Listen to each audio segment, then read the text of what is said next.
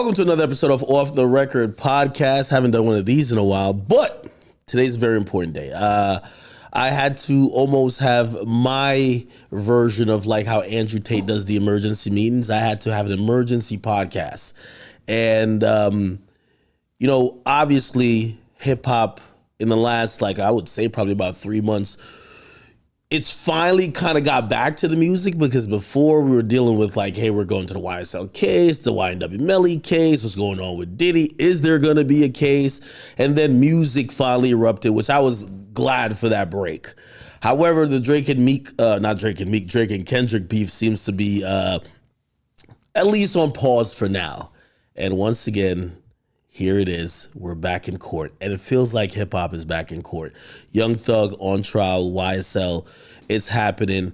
And in the last few days, some of the most salacious, provocative, just off the page type of activity is going on that, it's kind of odd, because me as a, commentator, I've been put in a position where I've had to be almost like a ghetto impromptu lawyer where I give my opinion, but I really don't know the legalese in a lot of these things. And this is why for days like today, when we have a lot of bullshit going on and when we do need explanation and we do need a clarification, I got my main man in the building, lawyer for workers, Moe Gagnat. What's up with you, bro? What's up, Ak? Brother, I'm glad to have you here. It's not the first time we met. It's the first time we're doing content together. Yeah, the first time we're doing your podcast. Thank you for having me. No. Listen, thank you for being here. First and foremost, I want to give you your flowers. You're someone who, I think when people identify the different aspects or personalities or, ancillary pieces to what hip hop is or what constitutes the conversation, you're definitely within that, right? And I don't know if that was your goal initially, because when I first saw your page, I'm like, hey, this is a lawyer. And we usually look at the law or people who deal with the law or deal with the justice system to be like, you know what? They're not culture. But I've seen you and how you've rocked, how you've operated, how you've spoken on things, how you've taken certain things to task, pointed certain stuff out, seen the passion. I mean, with numerous cases, especially that had to do with hip hop, I'm like, this guy is definitely one of us. It's an evolution. It definitely started as a business play to get my brand out there. I'm a lawyer. I need, billboard lawyers is what you always seen, right? So it was a business play. But I will say over the years, as people have embraced me as being a part of something, whatever it is that we're going to call it, a couple things have happened. One, I've been able to sort of find an identity within it, which I always felt on the outside. I grew up in Queens, New York. Yeah. All right, Biggie, Nori, Wu-Tang. I grew up in New York in the 90s. So that shit was all in my front and center all day, every day. But I always felt outside of it, like it's not really me. I'm not in hip hop. So it's been incredible to grow up like that and now have people actually embrace me as a voice that they can listen to on the culture. The other thing, honestly, though, and this I've seen with the YSL trial, with the Trump stuff and the other things, there are things that happen in our criminal justice system where if people aren't looking and you don't have the right lawyers and the right money and the right appeals process, god damn, that shit can get ugly. And I don't see a lot of people who have the time or the inclination to tell those stories. And I do it in the context of these big cases because those big cases put eyeballs on my brand. But as I'm doing it, I'm learning more and more that there's actually a mission over here where we need to start talking about, if you don't have these lawyers, if you don't have these resources, this kind of stuff judges and prosecutors will do to a defendant in our criminal justice system, yikes. Now, I've watched you on Instagram. And by the way, during the Tory and Meg case, I think you were such a huge help to everybody, including me, right? Because I was one of the main channels covering that. But there's a lot of things and a lot of legal terms and motions and all these things happening in court that was kind of confusing. And you did an amazing job of translating what was happening in court into layman's terms. And, obviously people seeing your work even or your contributions into the conversation of when it comes to the young boy case in this and third. Bring me back before, and obviously we're going to get to the YSL trial, but bring me back to maybe a few years ago. Because when I first started seeing your name pop up, I remember thinking lawyer for workers, and I was like, what does this got to do with hip hop? Like, now you said it was a marketing play, but how did you kind of really get involved in all of these things and kind of gain a platform? I just want to hear you walk me through it. So it was a marketing play, and I'm just trying to get people to look at my brand and call me when they need a lawyer, right? And then I'm telling these stories, and I start to understand that if I actually go to the courthouses, if I actually dig into the court records, if I actually attend these hearings, a lot of times I'm the only person with the information who's not actually a part of the proceeding. And if I'm the only person with the information, the people in the proceeding are not going to speak on it. They have no incentive to. They're just not going to. So now I'm the source of exclusive information. Yeah. And what I noticed is every time I had exclusive information, I was embraced by the audience. Yeah. And so as I kept getting more and more exclusive information and getting more and more embraced, I just got deeper and deeper into it. You know, it got to the point where recently, over the last couple of years, I got so close to some of these cases that I was kind of a party. I was part of these cases where the people involved were looking to me like, yo, well, what are we doing? What are we doing? What do you think? Almost like consultant, damn near. Almost kind of like a damn near consultant, but almost like, you know, I saw this in the Meg case. So at the Meg case, the first day when Meg took the stand, I made a video during the lunch break about, oh, Meg looked like this. She looked scared. She looked guarded. She looked like she was on defense. Whereas she's the victim, she should be telling her truth proudly and easily. And right after I made that video, Meg came out on the stand and she said, you know, before I start continuing my testimony, I just want to say this afternoon I was feeling a little guarded. Really? Oh yeah, you can watch my video. She came out, she said that, and I knew right then and there she had watched my video, her team watched my video, and they responded. And throughout that case, over and over again, that situation kept repeating itself, where the parties were kind of looking at my videos and giving feedback. And that kind of continued with a couple other cases. You know, I interviewed Tekashi, I interviewed Youngboy, and other people have kind of reached out to me. And it got to the point where, honestly, it was a lot. Yeah. It was a lot because I'm making content to entertain, but now I've got the people looking to me like I'm going to tell them what they should do with their cases and shit. Now, I've always wondered, during all of this, are you making money from hip hop per se? No. Because like you're giving invaluable information that let's call you a consultant, a legal consultant. That's something that people charge by the hour for. Now you're giving these explanations on YouTube, and of course fans are like, they want to be in the know, but they don't know that what you're giving is a qualified expert's opinion, analyzing what they have seen, which is if you go, you know, one of my friends recently, not to stray off topic, but he had to get an attorney. He started calling a few attorneys, and he's thinking an attorney is something that, okay, well, I get a guy for like $100 an hour. You know what I mean? The prices he got. Oh yeah.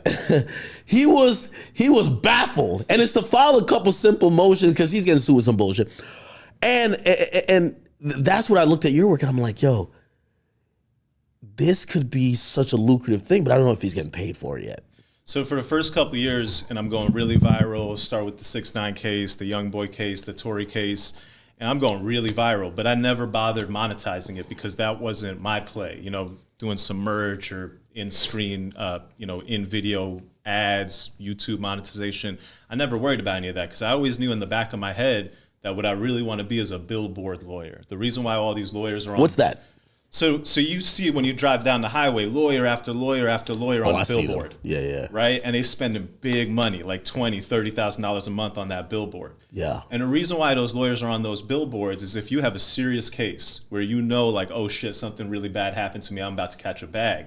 You're going to think of the lawyer's name, you're going to call that lawyer, and you're going to say, I trust you, let me take my case. And the reality of the matter is, when you're a lawyer and somebody calls you with a big case and deposits their trust in you, and now you get to go litigate that case and try to bring it home for them, as long as you know what you're doing and the case works out well, there are big prizes at the end for the lawyer. You make a good return on your investment in time.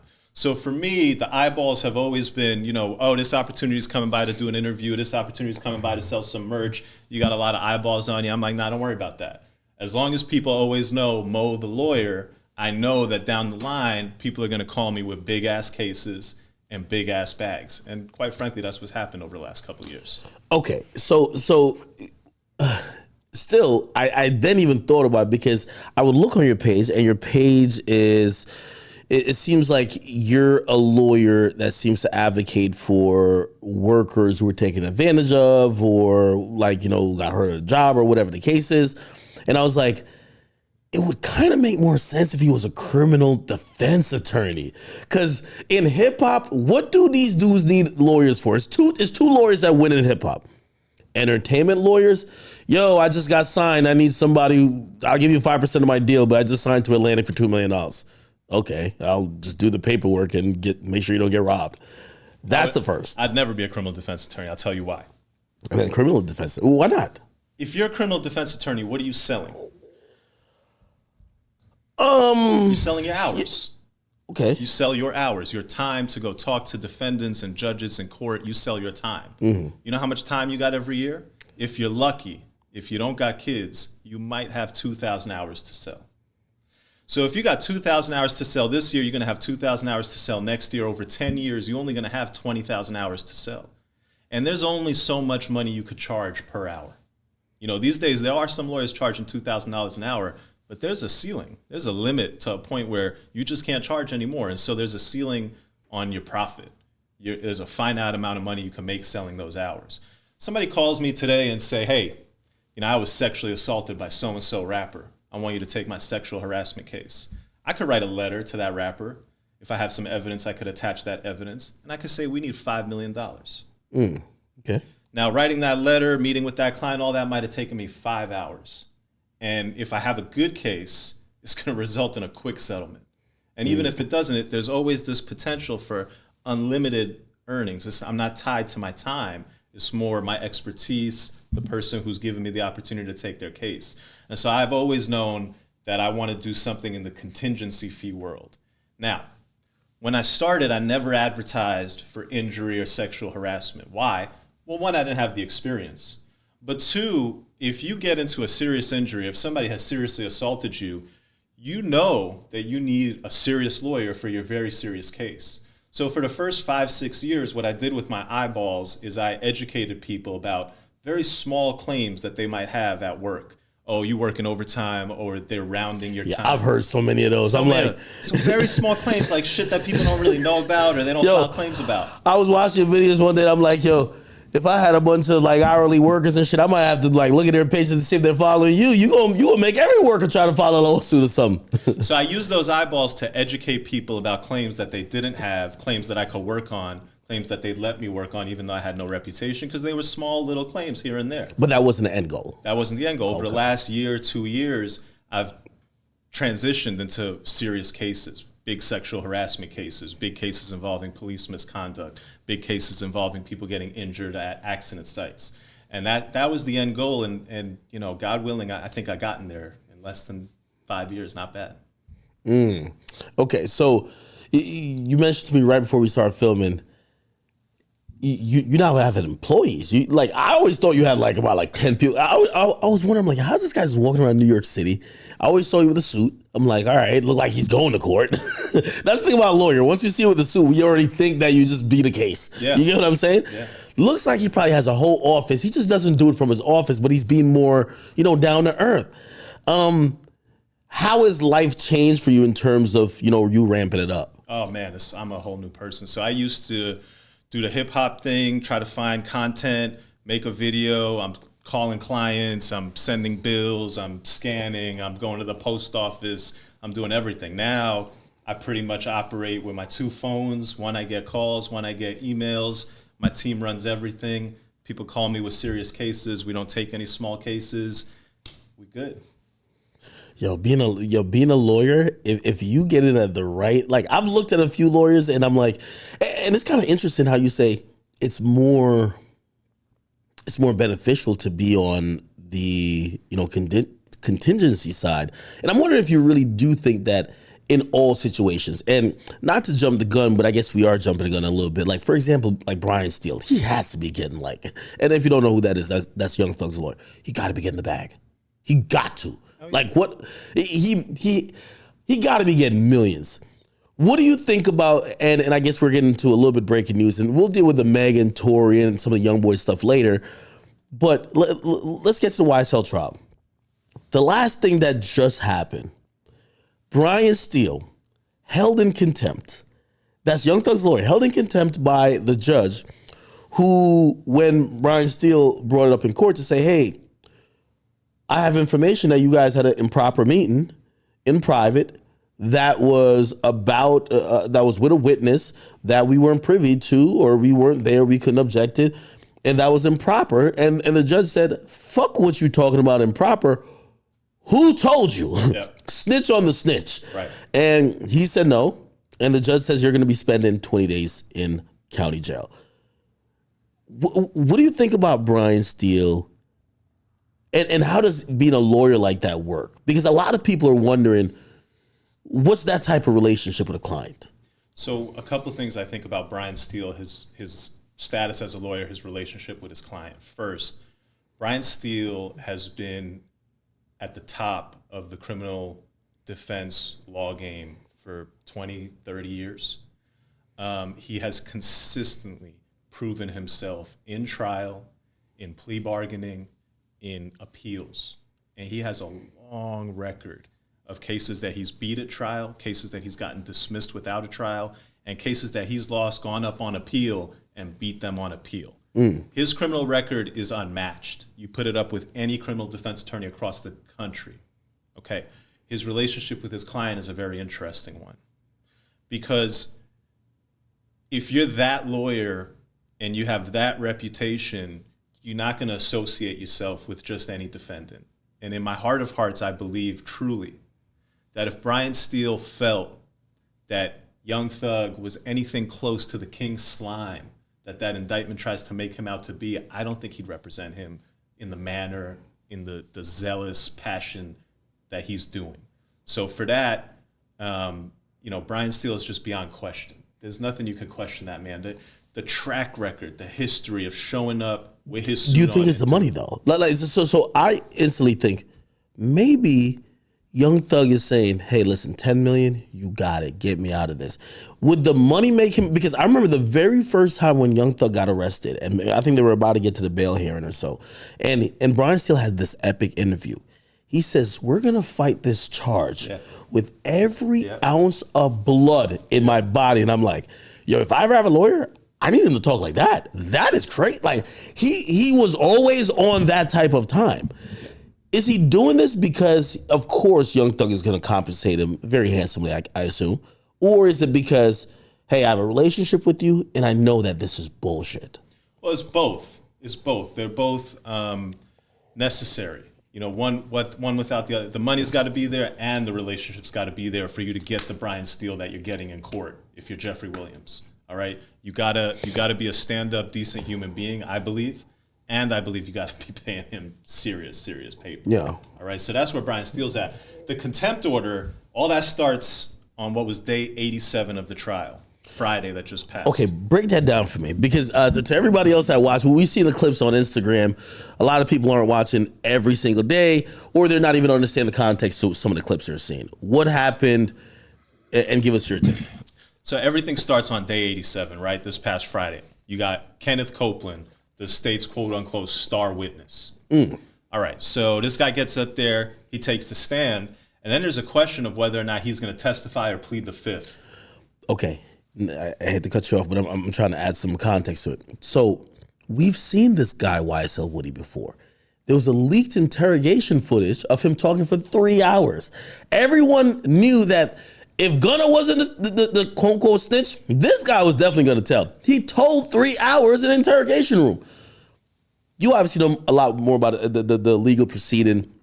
This guy, I could imagine his family's getting threats. He was going to be the star witness. What do you think is happening before? And then, because I didn't even think, we haven't seen this guy on social media at all, really much. But he did show up to supposedly testify. I could tell you what was happening before. So the state subpoenaed him 2 weeks ago. All right. And then he was supposed to testify last Tuesday. But because of the trial schedule or whatever, he's not going to go on Tuesday. All right. So then he's scheduled for Friday. And this whole time, from 2 weeks to that Friday, the prosecutor is talking to Woody. They're talking to him like, yo, we're going to ask you these questions. We're going to show you this evidence. You good, you good. Very buddy-buddy, cozy relationship. Is he in cahoots with them saying, hey, I'm going to... Because... We're going to get into that. Because I hate when I see these guys get on the stand and they're half snitching. They're like, I'm telling, but I'm not really telling. I'll say certain stuff, but not certain stuff. Like, hey, what's the agreement here?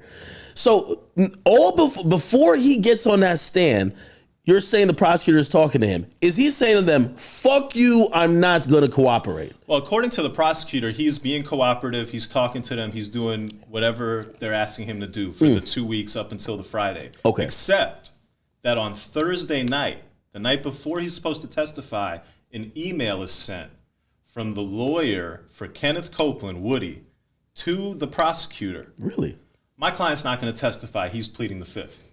No way. Now, this is problematic according to Woody's lawyer at the time, a guy named Melnick, because Melnick says that they've known this whole time that I'm his lawyer, and they should have never been talking to him at all.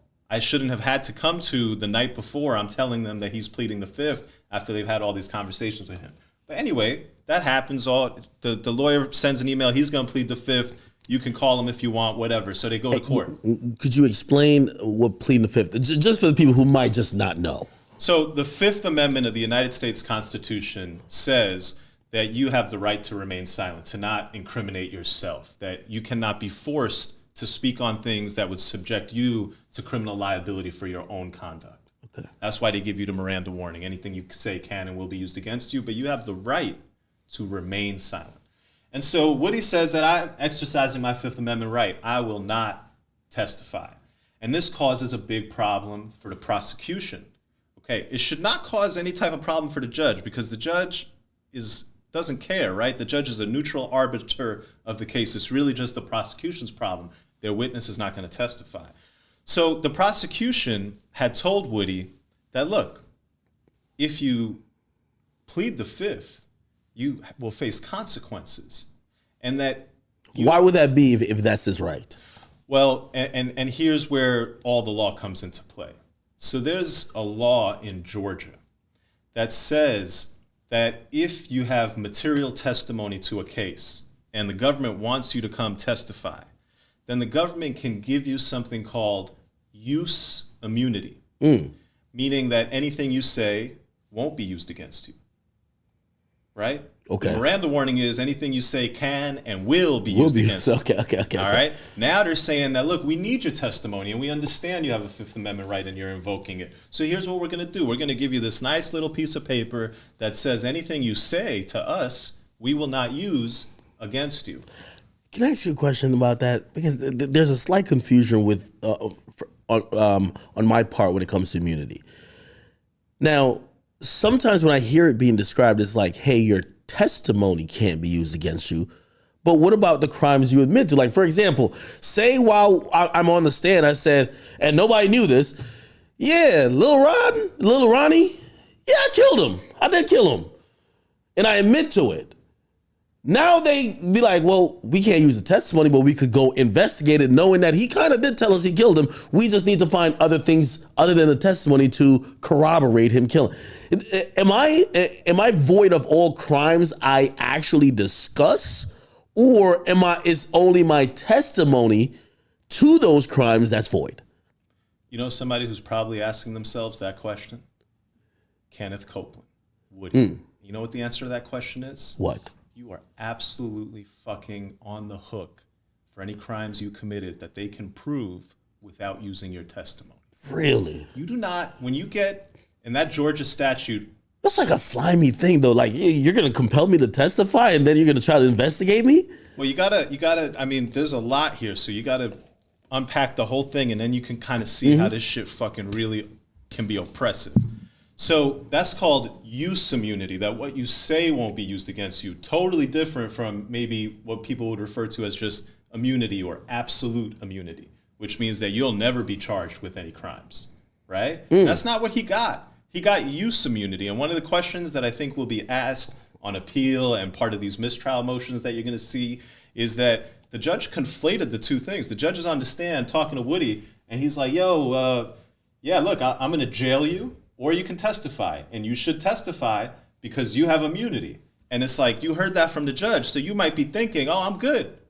I could say stuff. I'll never be charged with that crime. That's not true. You'll never be charged based on what you said. You could absolutely be charged for that crime still.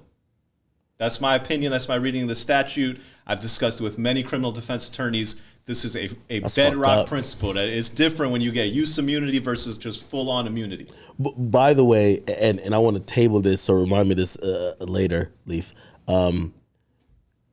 That was a thing, too, for the Meg case, right? Because the whole Kelsey, we all assumed there was some immunity there, but people felt like she was guarded because if she admitted to possessing the gun, that would be something else that they could investigate even without her. Anyway. That's absolutely right.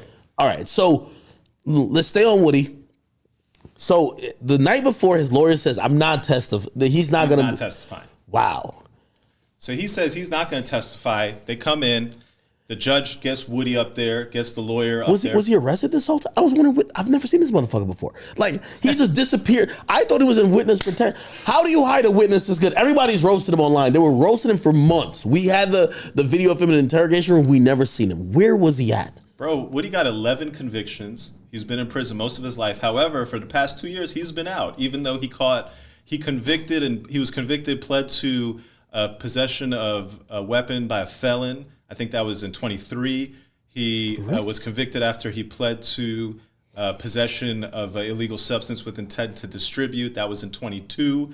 And that was his conviction number 10 and 11. He was out on the street free as a bird the day that he was called on to testify. So there is a lot of reason to believe that Woody has been saying God knows what to whoever in order to get out of his multiple convictions, which led to pleas, which then leads to sentencing where you need to ask for leniency.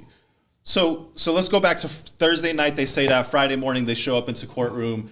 Friday morning, the judge brings everybody up in there. They get Woody's lawyer, Melnick, on the podium, and Melnick says he's not testifying. The judge says, all right, well, let me get him up here. Let me hear it from him. And when the judge gets Woody on the stand to hear it from him, I encourage everybody to go watch day 87 when Woody is being asked by the judge. You'll see it on the live stream. And the judge makes this conflation between use immunity and immunity. And the judge is trying to, the judge is supposed to be impartial. But if you watch the judge talk to Woody, it sure as hell seems like the judge has an idea of what the best thing for Woody is, that the best thing for Woody would be for him to testify. So anyway, the judge starts talking to Woody and he's like, yo, if you don't testify, I'm going to hold you in contempt. That means I might have to jail you. And, if you do testify, you got immunity and I wouldn't jail you. Now, the judge makes no explanation of the distinction between use immunity and absolute immunity. Which, by the way, if anyone's ever been to even traffic court, anytime when the judge is talking to you and you're usually a little scared or whatever the case is, and, if you try to ask certain questions, they're quickly to assert, hey, listen, I am not here to give you advice. You need an attorney for that. You shouldn't be looking to me on what you should do because I'm not operating in the betterment of what's good for you. I'm here for the betterment in what's good for the course of justice. So I do get you on that. So the judge and Woody are going back and forth on this conversation. Melnick is up there on the podium. Steele's trying to interject, and the judge just keeps going with Woody. And Woody's like, nah, I'm not going to testify. And then the judge is like, wait, but let's make sure you understood what I said. And Woody's like, nah, I'm not going to testify. And then the judge goes and takes a third run at him. Yeah. And on the third one, the guy's like, okay, I'll say whatever you want me to say. The judge is like, everybody's like, well, what does that mean? What? And they're like, well, are you going to testify? And he's like, yes. And they're like, all right, cool. So they bring the jury out. Now they bring the jury out. Prosecutor starts asking questions. Like the third question, what does the witness do? I plead the fifth. And that was the first moment that the YSL trial completely went off the rails. Now, we believe it's gone off the rails, but you ask a defense attorney, ask your uncle who, does cases, whatever. That shit went off the rails on that moment because here's why. For months, the jury has heard about Kenneth Copeland, Woody, Kenneth Copeland, yep. Woody, murder, robbery, murder. Kenneth Copeland, Woody just took the stand. And what's the first thing that motherfucker says? I plead the fifth. And there's a bedrock principle in criminal law. if you're calling a witness to the stand as the prosecution and you know the witness is going to plead the fifth, you cannot call him because it's going to make the defense look guilty as fuck. I'll give you an example. Me and you go commit a crime. You're charged as the accessory. I'm the main defendant. I'm on trial. You got a deal or some shit. Whatever you got, you're not on that trial. You're a witness. For weeks, the jury has been hearing, Moe robbed the bank, Ak was in the car, Ak drove him home, Ak threw out the gloves, ba, ba, ba. All right. The jury hears about how Ak has been charged with an accessory, Ak was in the car. All right. Now Ak gets on the stand. Mr. Akademiks, do you know Mr. Gagnat? I plead the fifth. How does that make me look? Yeah, you do look kind of crazy. How does that make me look? You look guilty. Now, if you knew as the prosecutor that Ak was going to get on the stand and plead the fifth, you have an obligation to not put him on the stand. And if you go back, I encourage everybody to watch Day 87 when the judge is going back and forth with Copeland. There was good reason to believe that Woody was about to take the fifth on the stand and the judge should not have put him on there. Further, after this happens, right, Woody says, I take the fifth. Judge, everybody realizes, fuck, that should not have happened in front of the jury. Jury is sent outside, and all the lawyers start standing up one after another on the defense. Mistrial, mistrial, mistrial. They knew. And the judge is sitting there going, oh, well, I'm not sure that they knew. And it's like, bro, did you just see the confusing fucking set of conversations that you had with Woody where multiple times he told you he's taken the fifth until you kept asking him questions to the point that he got so confused that he just said, I'll say whatever the hell he wanted me to tell it, I'll tell it. Woody, in his mind, when he said, I'll tell it whatever they want me to tell, he was going to tell I'm taking the fifth. Woody's not like the sharpest tool in the shed. Yeah. You know what I'm saying? Like, you asked him the same shit 3 times. The third time, you're going to say, I'm going to do what y'all want me to do. Mm-hmm. And I think, if you watch that, I think a fair observer would say when he said that, what he understood him to be saying, what he assumed other people were understanding, is that if y'all put me on the stand, I'm going to say on the stand I take the fifth. Yeah. So these lawyers all go up there and they're going nuts, and then and Steele and Shaw, they're all going nuts. They're all like, yo, forget about you, Judge. The prosecutor knew that he was going to take the fifth because after you did all that with him 3 times, everybody went outside for a break. We're going to come back with the jury. While they were on break, a bunch of people heard Woody on the phone telling people, I'm taking a fifth. I'm taking a fifth. Let me ask you this question, because I think people are going to be wondering this. So what's the difference between that and like Tekashi 6ix9ine situation? Because 6ix9ine have done the same. Be like, hey, I'm pleading the fifth. Because I think what we were kind of seeing here is like, I think that what the judge kept saying, which that's what we believe with the 6ix9ine thing, is like, obviously 6ix9ine is a federal thing and he had a 5K1 letter, but he had immunity on whatever he said before in whatever proffer session. And he's like, hey, you got to repeat it here, right? So I thought that at least with the Woody situation with the prosecutors, they had something to compel him to say, hey, remember, we're dismissing some charges or not going to prosecute you in whatever, and give you immunity, which you told us, which they had to talk before. This shit felt like crazy. Like, have they never talked to this guy before? That's a great point, Ak. And that begs the question that if there is no formal 5K or something like that they would have in a Georgia state court, if there's no formal incentive being extended by the prosecution to this guy, right? And I think a lot of observers might say, well, maybe there was. Maybe it's just not official. Maybe Woody's had 11 convictions. He had one in 22. He had one in 23. Yet he didn't do any time. Maybe people have been holding Woody's hand and saying, hey, come on, just be nice to us. It doesn't have to be formal. Yeah. Because maybe you don't really have anything. Maybe you don't want to offer a guy bond and no time on a charge where he should not get a bond and due time if you plan on using him later for his testimony. Was he sentenced on those convictions? Because they might have been like, hey, listen, we're going to hold these convictions, the sentencing for these convictions till after you be a nice boy and you do what we want to do. Because right now, I watched him on the stand and he felt like he was almost thumbing his nose at the prosecutors like, yeah, I don't give a fuck about this. And there's a point, and I know you probably saw this, where basically it was like, hey, Mr. Copeland has notified the court that he's not going to testify, and even if he's held in contempt, he's willing to sit in jail. He don't give a fuck how long it is. And I'm like, what? That's crazy. Well, listen, he said that like he had to, in order for Woody to invoke his Fifth Amendment right and have the court actually accept it, he had to say it like 8 times. And then on the 9th time, he basically said whatever the hell the judge wanted him to say, right? And then they bring the jury out, he says it, everybody leaves, mistrial. All right. And then once he invoked the 5th, the judge says, well, you got to go to prison, right? I'm holding you in contempt. It's Friday. You're going to sit in jail over the weekend. On Monday, you come back. And if you choose to testify, you're out of contempt. If you don't testify, you're still in contempt. And this is where, you know, the pressure and the coercion element comes in. Because that contempt, how long do you think somebody will hold you on contempt if you don't testify in this trial on a Friday? How long do you think you might spend in there? Sure, you definitely spend the weekend, and if you don't, you might be spending weeks. By the way, and you might not be familiar with these cases, but it reminds me of some other cases. I remember there was an infamous, like, this is people who like are into sports, the Balco case, where like I think they were trying to either get, I think it was Barry Bonds, or I think at a point like A-Rod, and there was a guy who was like a trainer who supposedly was supplying with the steroids, and he was just basically saying, I'm not going to testify. And essentially he got held in contempt until, and locked up, obviously, until the case ended, but nothing happened to the main people. And that seemed to be like, well, okay, if you get the fall guy to just say, I'm just going to sit in jail to the rest of this trial, but you can't get a conviction without me, that's like a W strategy, right? It's a W strategy, and what you just said is the answer. The answer is you're going to get held in contempt until the case ends. When do you think the YSL case is ending? Exactly. Do you think that's why they scared them? Because they scared him. Because come Monday, I'm thinking, listen, Woody is a career criminal. He's probably used to shitting in that fucking metal toilet than in his porcelain toilet at home. He knows about them sandwiches in the cafeteria more than he knows about DoorDash.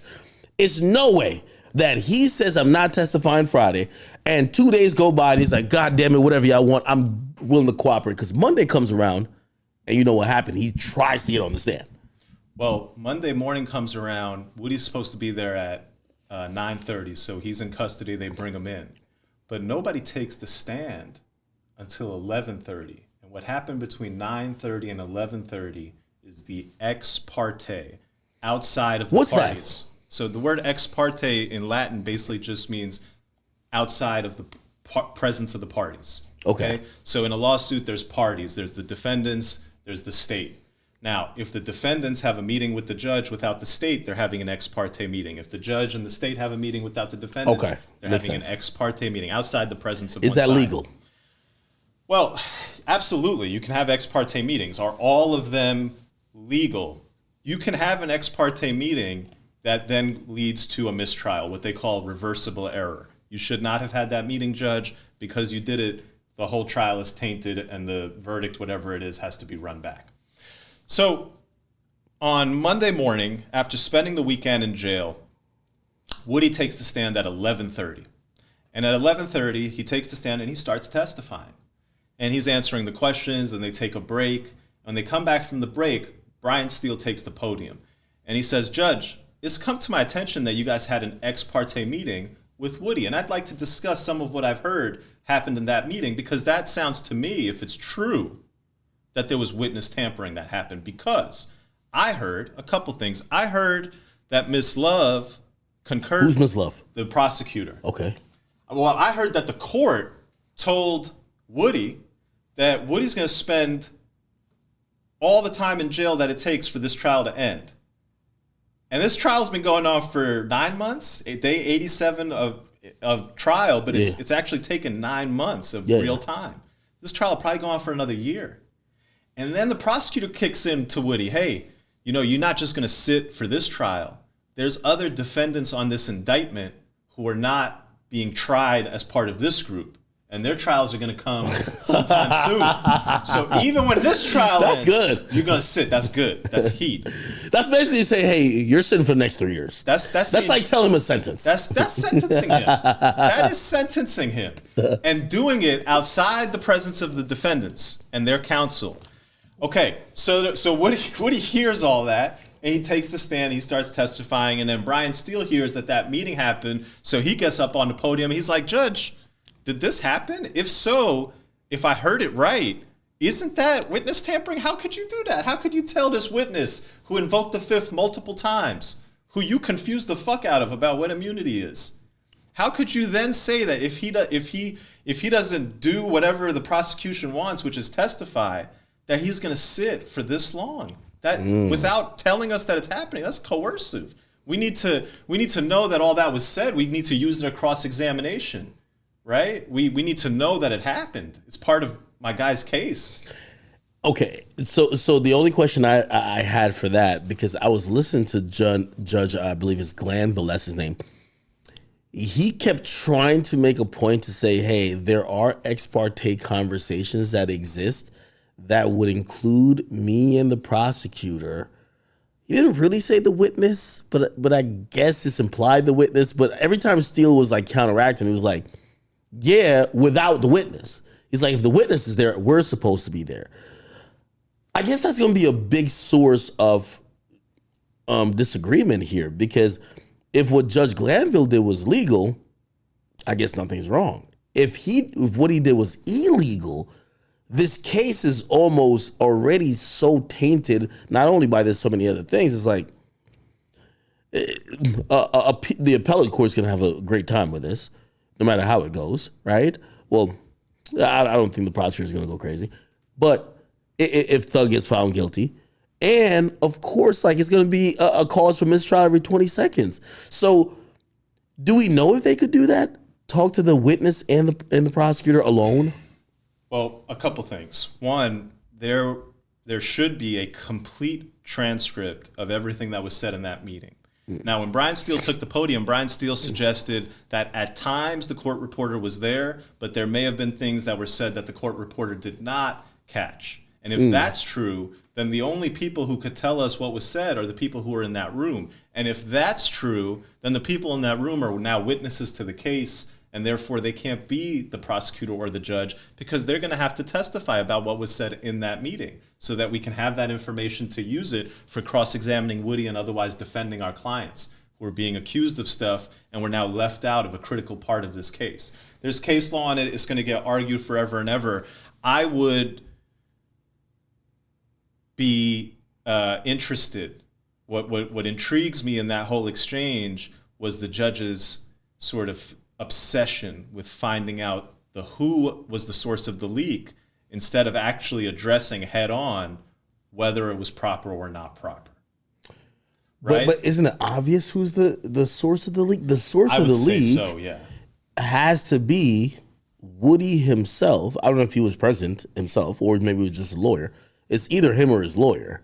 I would say I can't see the court reporter or anybody that works for the court or the prosecutors or obviously the judge who's making these tell me who told you.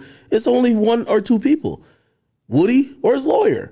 So this is the confusing part about me, because I'm wondering if the judge is supposed to be neutral, why would he do that? I have a slight thought, but I'm really just wondering why any judge would do it. I think this judge is frustrated. This got to be one of the longest cases and most convoluted, complicated. It's all, there's so much pressure and there's so many things to do. There's so many defendants. I think this judge is frustrated. And I don't know if that's an actual thing where where the moment becomes too big for a judge, or you just get, you just get fatigued. And it's like, oh my God, like, fuck it, let's keep doing it, right? Like, even if you're probably going against certain people's maybe rights, or you're probably doing things that you shouldn't do. That's the only reason why I could think. I don't think he has anything against the defendants. Like, why do you think a judge, or why do you think Mr. Glanville would make these errors? Look, it's hard to say why he did things, certainly until an appeals court chimes in. It's hard to say that there are errors as a matter of fact. But what really struck me when he's going back and forth with Steele, and Steele's like, yo, did this happen? They said this. If they did that, that has to be a mistrial, Your Honor.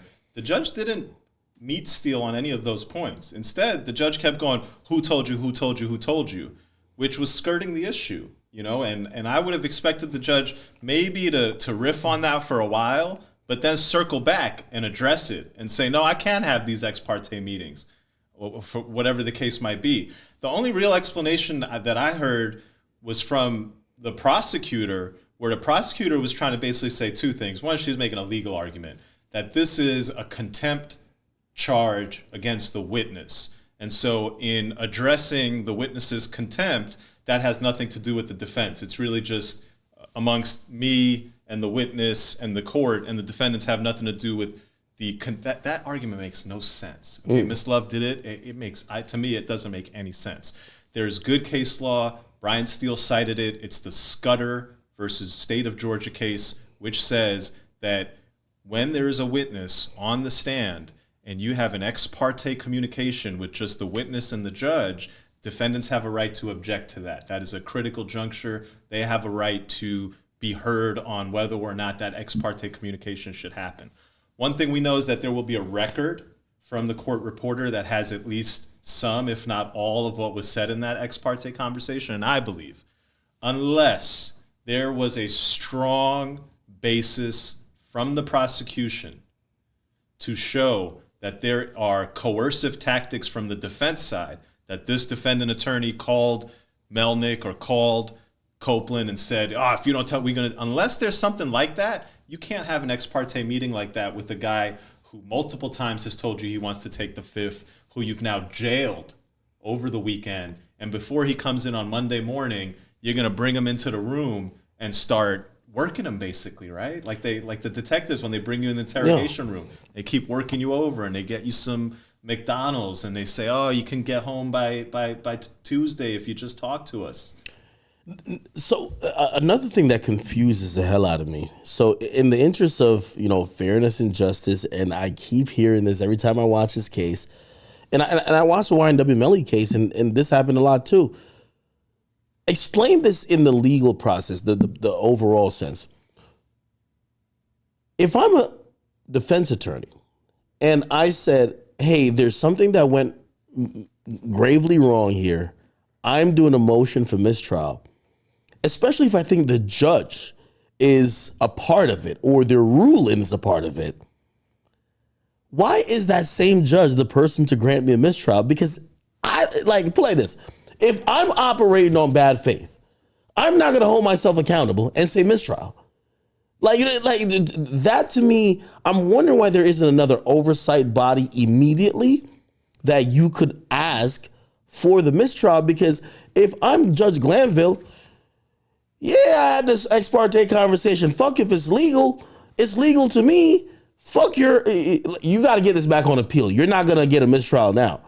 Which the whole point of a mistrial is supposed to be in the moment if you realize that this trial is tainted. So I guess legally, why do they have to ask that same judge who, if they thought it was going to be a mistrial, they would have probably held themselves accountable, but they're not going to hold themselves accountable if a defense attorney asked them? Part of it's a practical matter, right? Like, how many resources do we have to have oversight and somebody, go and respond every time somebody wants to say, my trial judge is not giving me a proper mistrial. So as a practical matter, that immediate second level of review, we just don't have the resources for it. Judges, you see how long cases take. This shit takes forever. Yeah. Now, there will be a process. We will see how quickly it comes in. You'll recall in the Trump trial, when Fani Willis when they asked to have Fani be recused from the case for a conflict, the judge said, no, I'm not going to force her to be recused. They filed the notice of appeal, and after a couple of days, the appeals court said, stop that case. We've got an appeal, we're looking at it, and that case is going to stop until we decide this appeal. So that's something that's going to be in play here in the YSL case. Well, is that just Trump privilege? Because we could talk about Trump trials where it's like, I'm going to be honest with you, I've never seen a guy go through trial this quickly. And, sentencing hasn't happened yet, but a lot of the things with Trump seems very expedited. Most other things seems like we'll get to it when we get to it. Yeah. Again, this is a concerned citizen asking about the legal process. Should I even look at the YNW Melly case? I look at the Tory Lanez case. There's so many damn questions. Anyway, let's completely wrap this YSL thing up. Okay, so now the judge says, give me the fucking person who told you Tell me the snitch. Snitch on the snitch. Yeah. Okay? If you're Bryan Steele, are you doing it? Be honest. I'm not Bryan Steele. I know.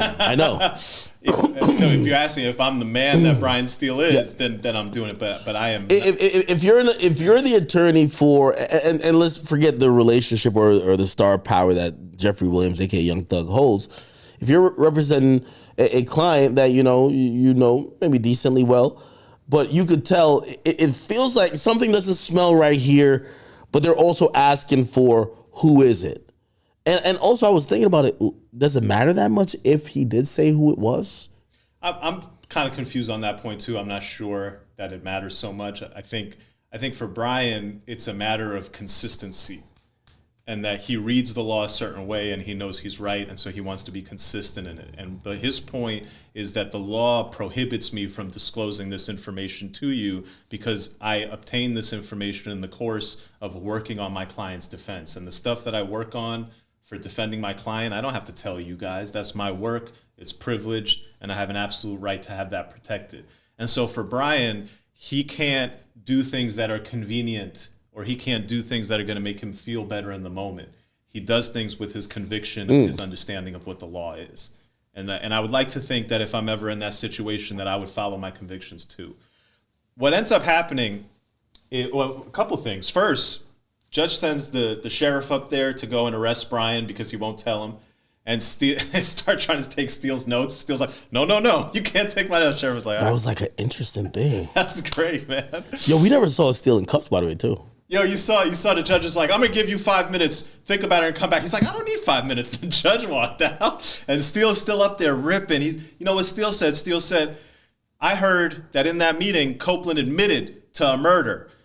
That's not Brady material. If your star, what's Brady material? I've heard this word so many times. What's Brady material? I think it's a Georgia statue or case law or something like that. What is it though? Brady is a famous. It's the last name of a defendant, a criminal defendant whose case went all the way up to the Supreme Court, and the Supreme Court issued a ruling.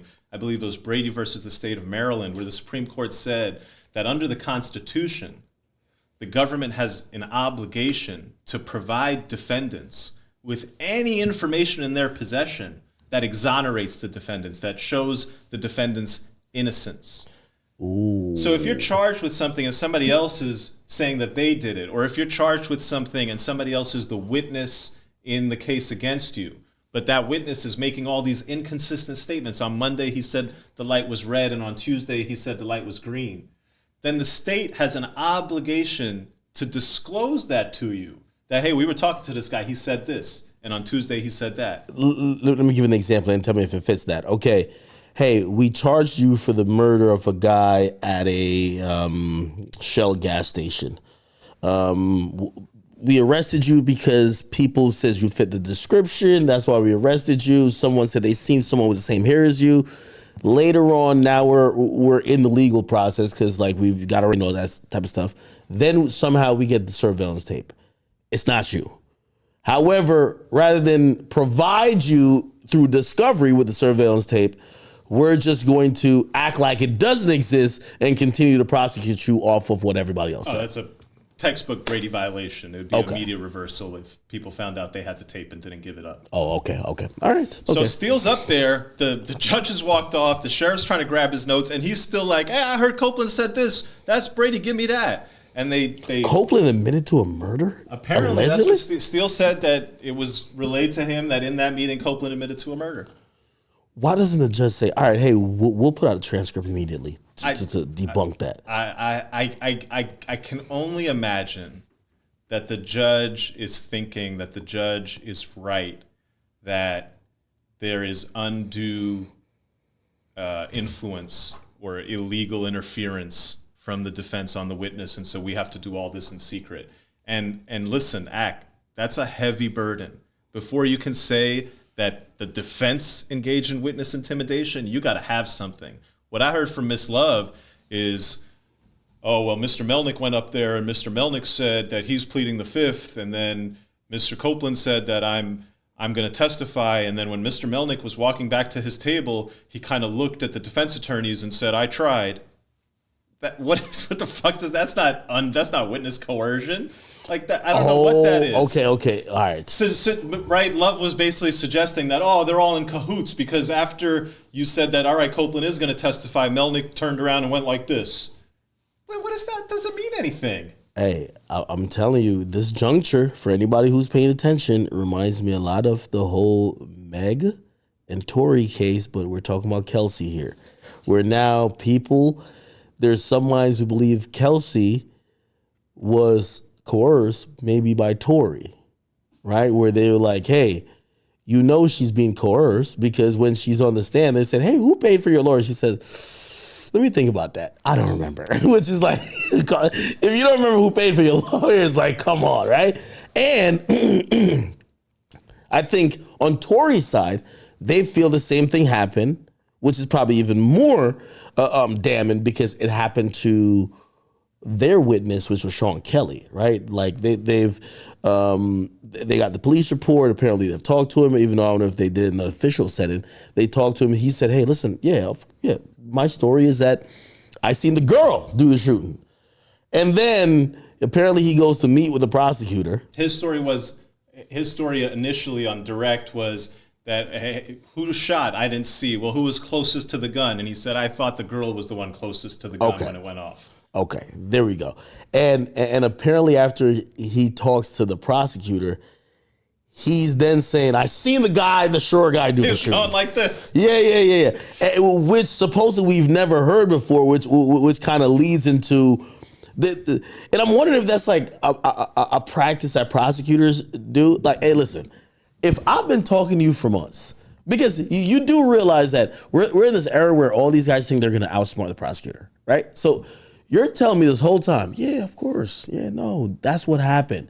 I'm striking a deal with you, whatever. And I guess maybe this is why the federal, maybe it doesn't happen on a federal level, but because maybe there's not a 5K1 letter, everyone just thinks that, okay, I'm going to just get out of a few charges. It's going to be like a wink, head nod type of thing. And then when I get up there, I'm going to play, right? Because I think that's kind of what the prosecutor is looking at, like, yo, Copeland, we files, we do. I watched this. The prosecutors filed all type of, hey, Jeffrey can't get out of jail. He has to have these things restricted because our witnesses are being threatened. So if we're to believe that, they thought they were protecting him this whole time. They must have thought whatever story he was giving them was good enough. And he goes on a stand and they said, how old are you? And he says, old enough. Yo, and the next question, he says, I plead the fifth. Okay, legally now. Okay, I know you come across a lot more as a defense attorney, but let's think on the other side. Aren't you fucking frustrated if you're the prosecutor? What the fuck? Dude, they all wanted to kill you when you were actually snitching. Then you agreed to snitch. We gave you a deal for snitching. You're not going to go to jail for anything. And then now it's time to snitch. You're trying to get back on their side that you could not go to jail and still be cool with them. We're upset. The prosecutors are beyond upset. They're stuck with it, right? They're so pot committed. Yeah. I mean, those Hilton, and they put their whole, I mean, how many years have been put into this? You can't get away from it at this point. You're just stuck. There was one prosecutor I liked, but they took him off. Well, actually, no, he got promoted to, I think, either DA or maybe ADA of Gwinnett County. It was the guy, he cut like this epic clip that somebody has to use the intro. He was talking about Young Thug. He says, Young Thug, he's the man behind the shadows. He's the guy they call King Slime. And they put like a Metro Boomin beat behind it. It sounded so epic. It sounded so epic. He was on his shit. Okay, all right. So Steele's about to get jailed. Yeah. All right. So they're like, all right, Steele takes his jacket off. He takes the tie off. I thought he was pump faking.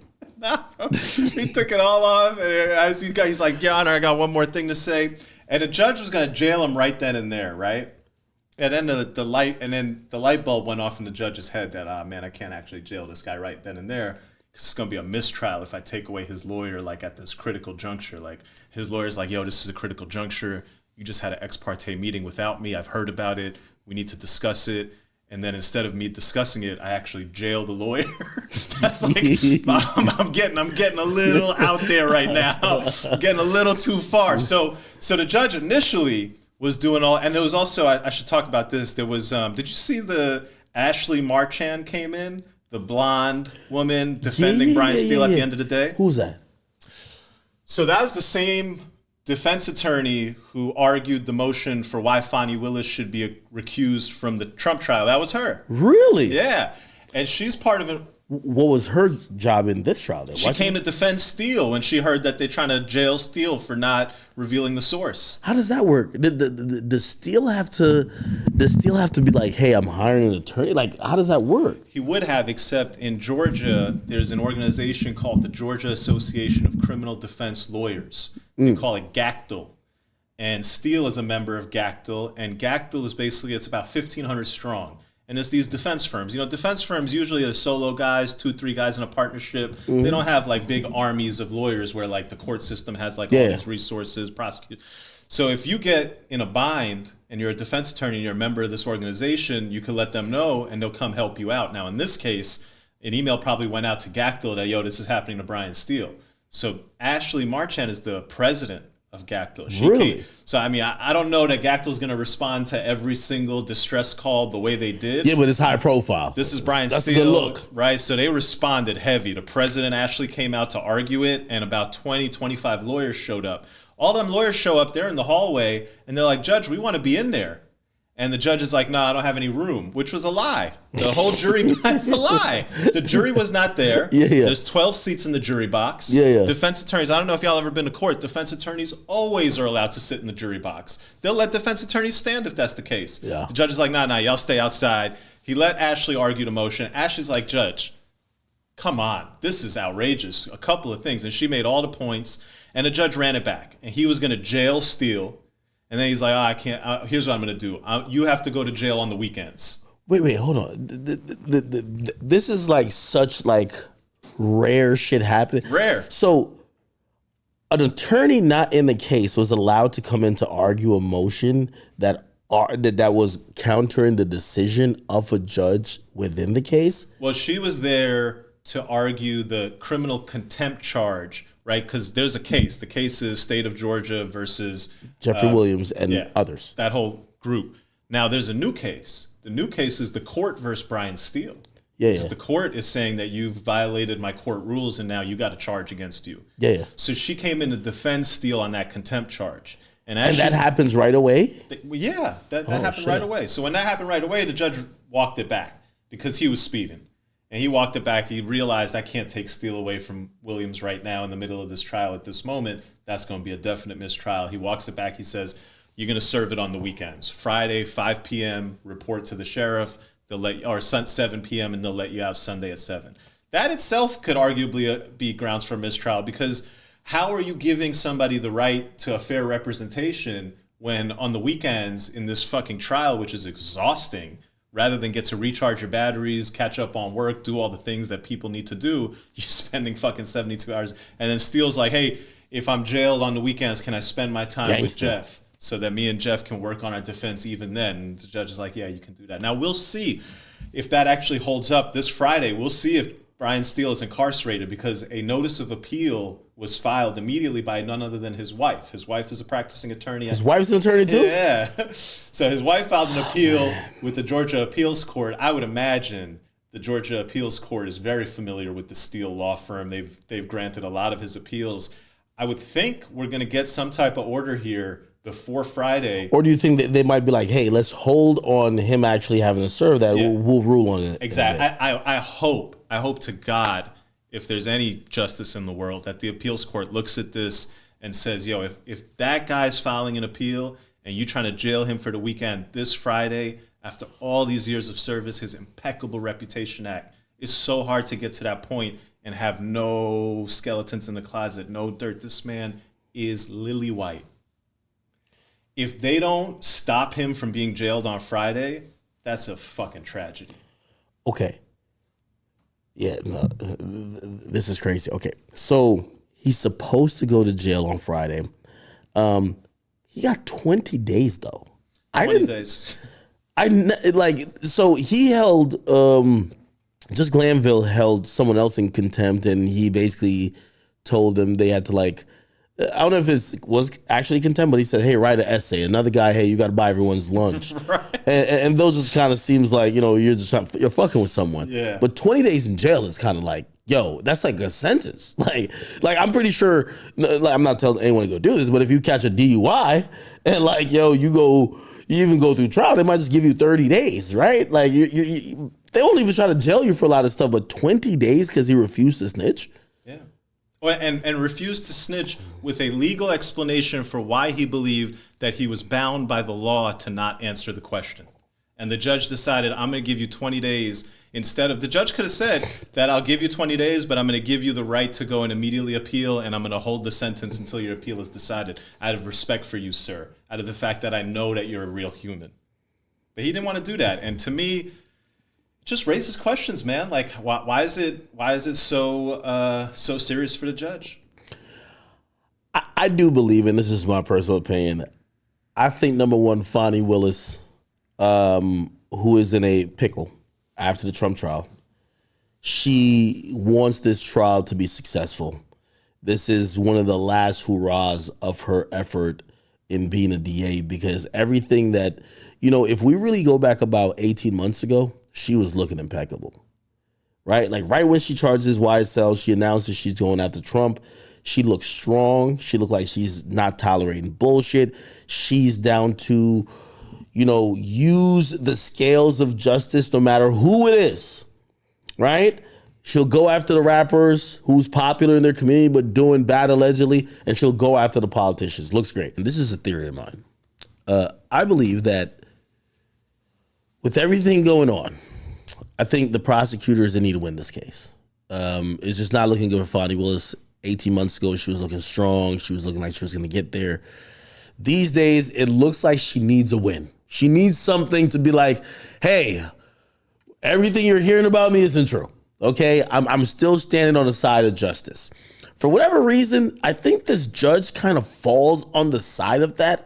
I don't know if it's whether because, he's frustrated with maybe the defendants, frustrated with the process, or maybe he's just like really thinking these guys are guilty. He seems to be a little bit like, hey, I'm not taking the defendant shit. He's been bickering back and forth with Bryan Steele all day, right?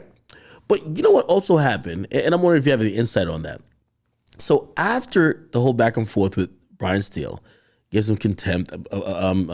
They come to defend him, and apparently he's going to be doing weekends, and we'll see if it actually happens. Then we continue, and all of a sudden we see another explosive moment. The firing of a attorney in court. That's right. Kenneth Copeland's lawyer, we know her as Miss Bumpus, and she showed up because Melnick on Friday, after they do the whole thing and all that, and Copeland says, I plead the fifth, and they take the jury out and the mistrial motion. Melnick come up there, and he's like, Judge, I got these non-refundable tickets. I can't be here on Monday. And the judge is like, well, I'm bringing Copeland here on Monday. You better be here on Monday. Wait, non-refundable tickets to what? He didn't say, man. He probably was going to the Chris Brown concert. You going somewhere. Yo, Chris Brown going to be in Jersey today? Like, I was trying to get tickets. It's sold out. Yo, you can't get me some tickets? No, this is what they told me. They said I had to ask before. Like, me, I'm so late with it. I asked today. Chris Brown's going to be at the Prudential Center tonight. Anyway, sold out tickets to what?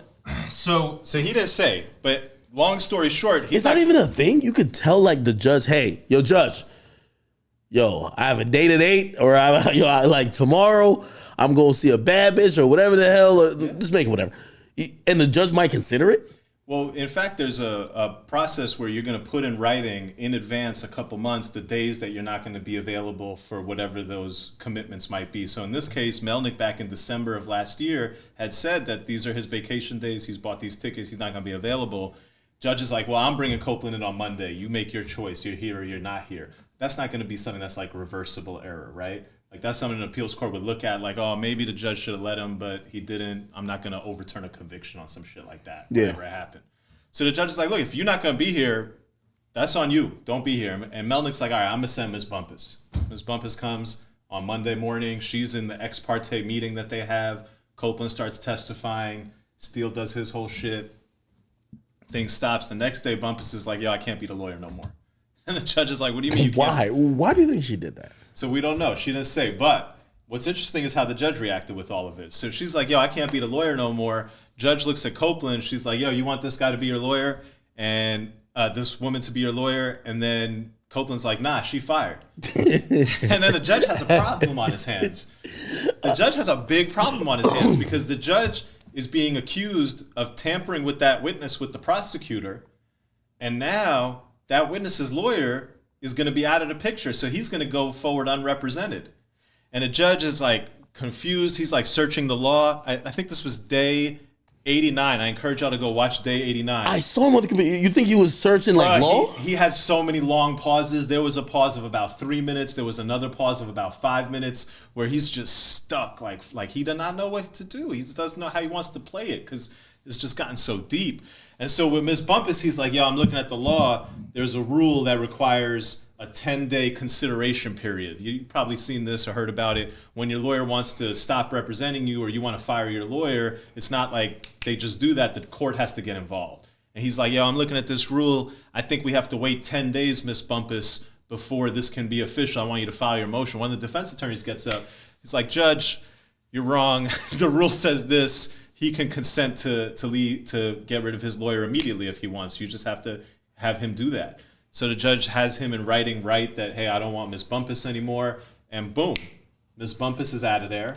Wait. So what about the 10-day consideration period? The judge is wrong. The judge initially spent like 30 minutes reviewing the law and saying, Ms. Bumpus, you're going to be stuck here for 10 days. He even calendared a date. He said in 10 days we're going to have the hearing on this. And then one of the defense lawyers gets it. He's like, Judge, that's not what the rule says. That's what the rule says.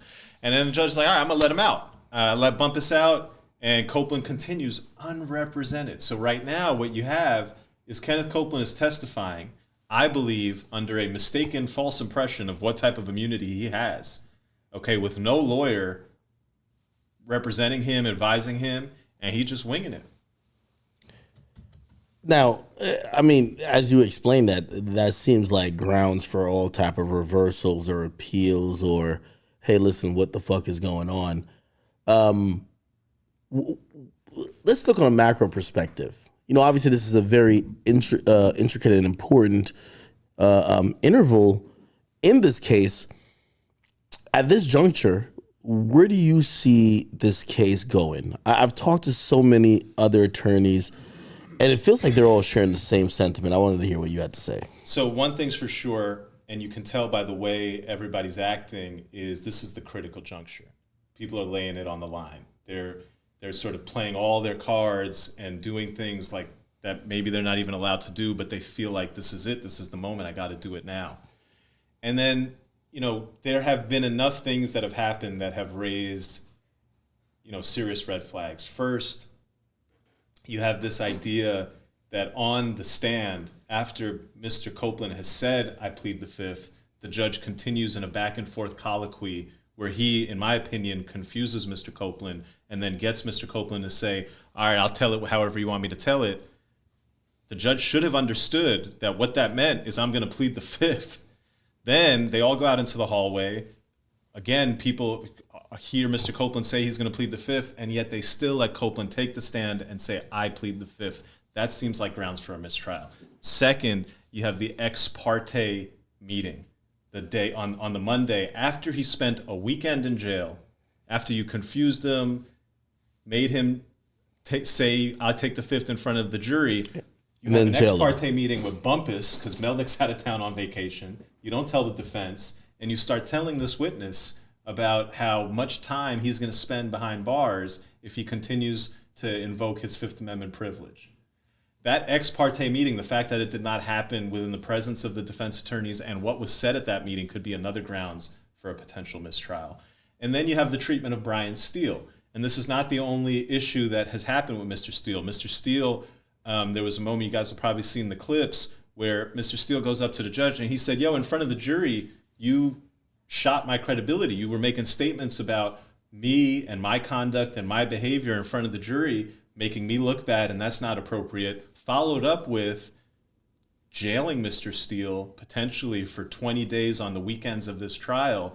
That can't possibly be a situation where appeals court can look at it and say, oh, you had the right to counsel.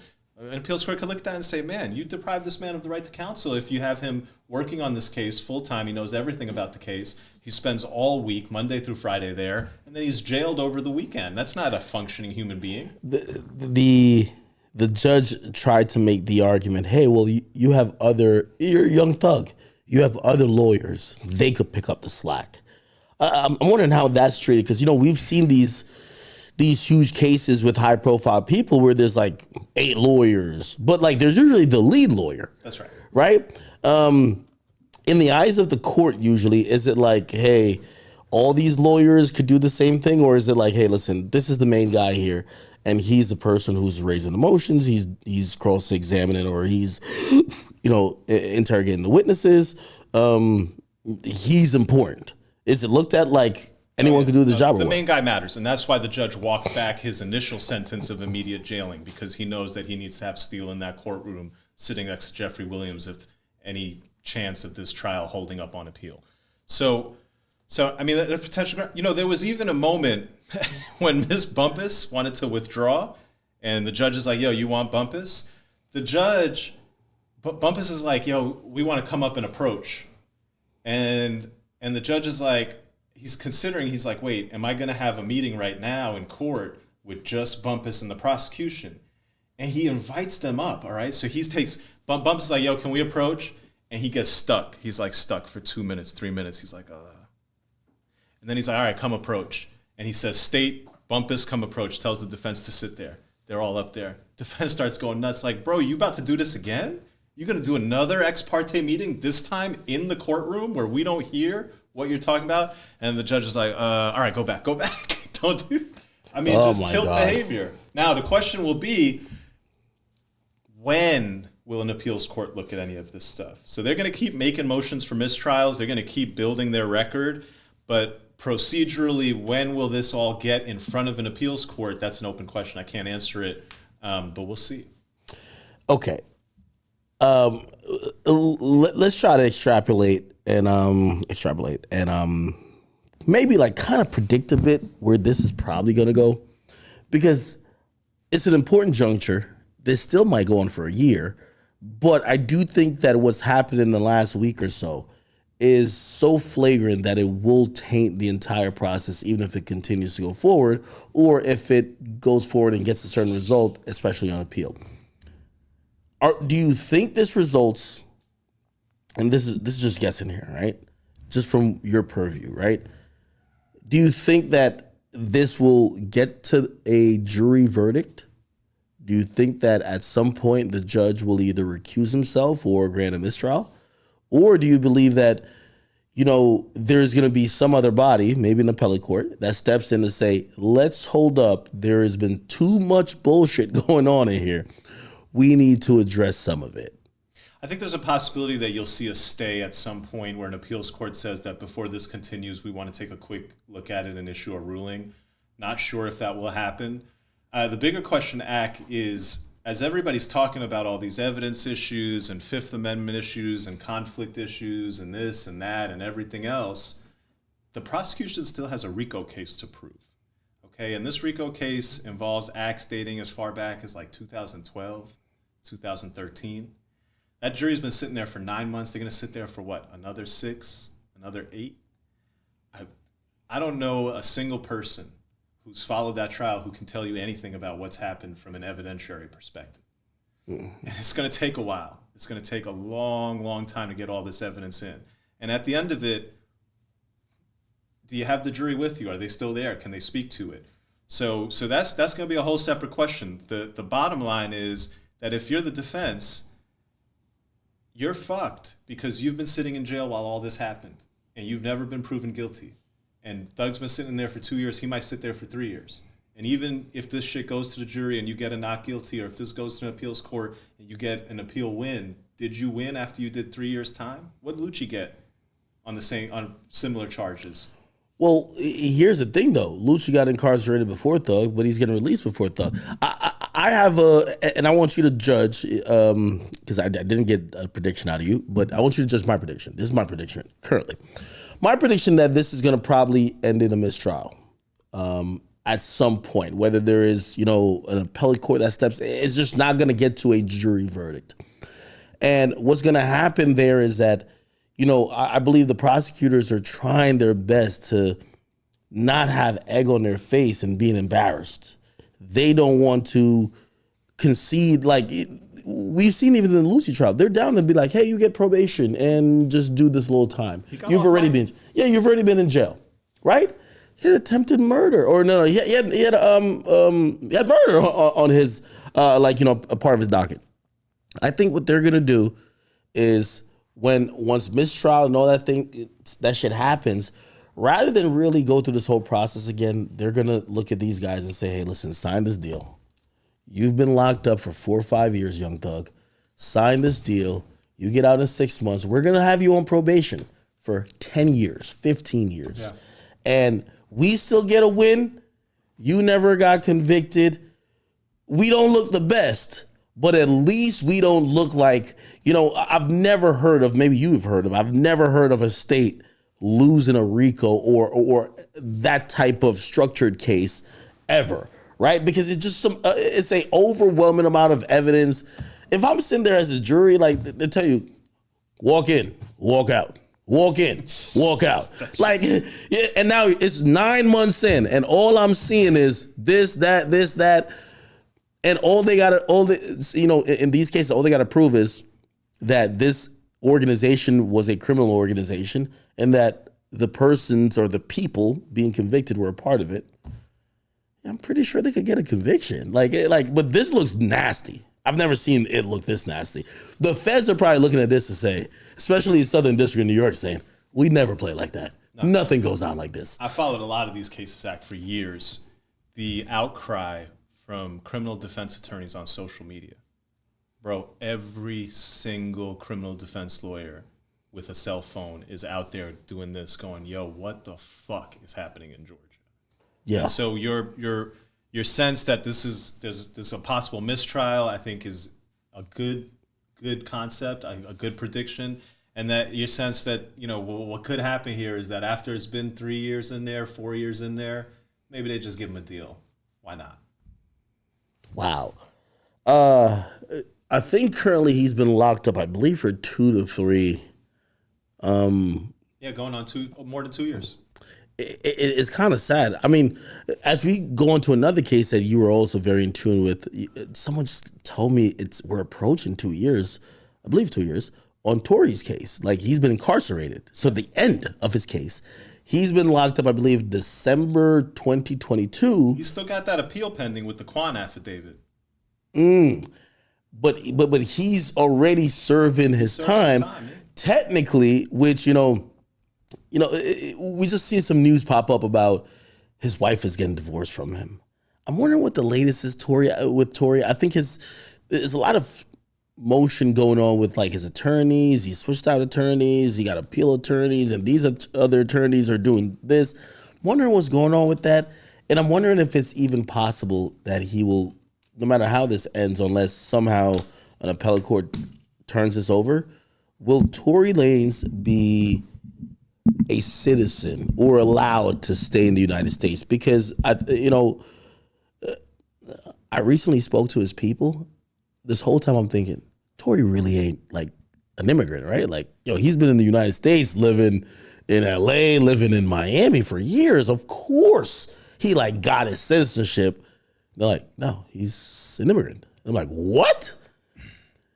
What do you think about that case? You followed it closely. You were there in court for many days. I said this before. When you watch that case, go back, watch all my videos, watch anybody's videos. And right up until the moment that the eyewitness testified on redirect, right? We had Meg testify, we had Kelsey testify, we had all these witnesses testify. We even had this eyewitness testify. I was in my bedroom window. I could see these people engaged in a fight. They were all in a big commotion. The gun went off. I thought the girl was closest to it. Tory was good. He had a case that he could win. He had a case where at least if you were a millionaire defendant, you would say, nah, I'm not taking that plea. I'm good. Let's keep letting it ride. We're on track here. And then on redirect, that eyewitness comes out and he says, it was the little guy and he was doing this. And when that happened, I wanted to make the video. I didn't understand how to manage it, but I wanted to make the video that was like, yo, red flag. That's a fucking problem when he said that. You need to do something about that. What do? You put Quan on the stand. You put Tory on the stand. But didn't Quan show up like so late? Doesn't matter. You have one job, which is to win.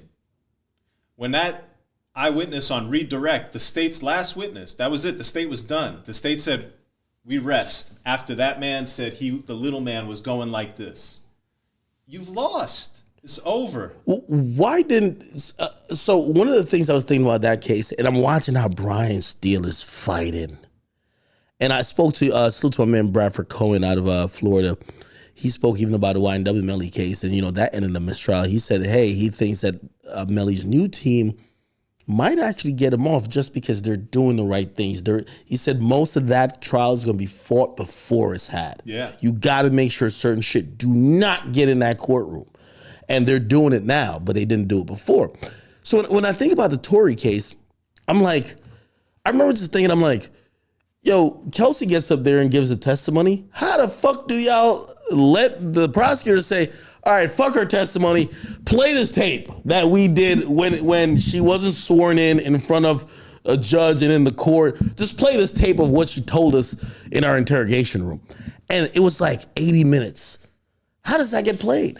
I think the judge let that tape play because the judge believed that there had been some level of witness tampering with Kelsey, and he saw Kelsey's testimony. He said, that shit just all made no sense, so you know what? I'm going to let them play the tape because I think the defense is dirty. I think that's why the judge let it play. But when that... Isn't that the same as what's happening right now in the YSL case, where it's like, I think Judge Glanville is thinking, hey, you've been cooperating. You've been down to snitch this whole time. You've been down to snitch this whole time. Now you're acting like you don't want to snitch. You're really trying to save this guy. So I'm going to not legally follow the rules to exempt you from testifying. I'm just going to stand on the principle that if you can't get prosecuted, you're going to have to testify because you're getting tampered with. I think what you're saying is that the judge is feeling like the defense is in the wrong. Yes. That they're fucking with this guy, so I'm going to do whatever I can to protect this Yes. guy. And I think the judge in the Tory case felt the exact same way, that the defense was fucking with Kelsey, and I'm going to do everything I can to make sure the prosecution gets Kelsey's story out there. With Tory, when that witness on redirect did this, and the prosecution said, we rest, and you're the defense, the ball is in your hand. You cannot punt. You cannot kneel. You got to take that ball to the house. You're down by 7, and you down by 6. You're down by 7. You need a 2-point conversion. Oh, okay. All right, and what they Quan came in, right? Nobody has seen Quan in years. Like, Quan, where the fuck is Quan? He's the key witness. Quan is here. Yeah. He's in the hallway. Defense is like, yeah, we're gonna call Quan. The judge is like, I'll let you call Quan in 4 days. So for 4 days, Quan is going to get what? Hammered by the prosecution, right? Yeah. That was said in the YSL trial. And so the defense has to make a call. Hey, what are we going to do? We're going to wait 4 days, let the prosecution take... By the way, Quan's the driver, if no one notices. Remember, there's 4 people party to this. There's actually 4 people. 3 are very intoxicated. Tory drunk, Kelsey drunk, Meg drunk. The only sober person is the driver, and the person who's sober never testifies. So Quan comes in, he's on the stand, and the defense had a critical decision to make. Do we wait the time, let the prosecution take a run at Quan, or do we put him on or not and say, well, we don't need Quan's testimony? If you ask me, and I got a little scared to make the video at that moment in time because I didn't want to influence people's decision making. The answer was very easy. You have to put Quan on the stand because you're in a really bad spot. Let me ask you a question, because I've heard Vlad say this a million times now. Everybody who watches Vlad TV interviews, he keeps saying this same thing. I talked to Tony Yayo says, yo, if you got to take the stand or like, yo, you don't go to trial if blah, blah, blah, if whatever.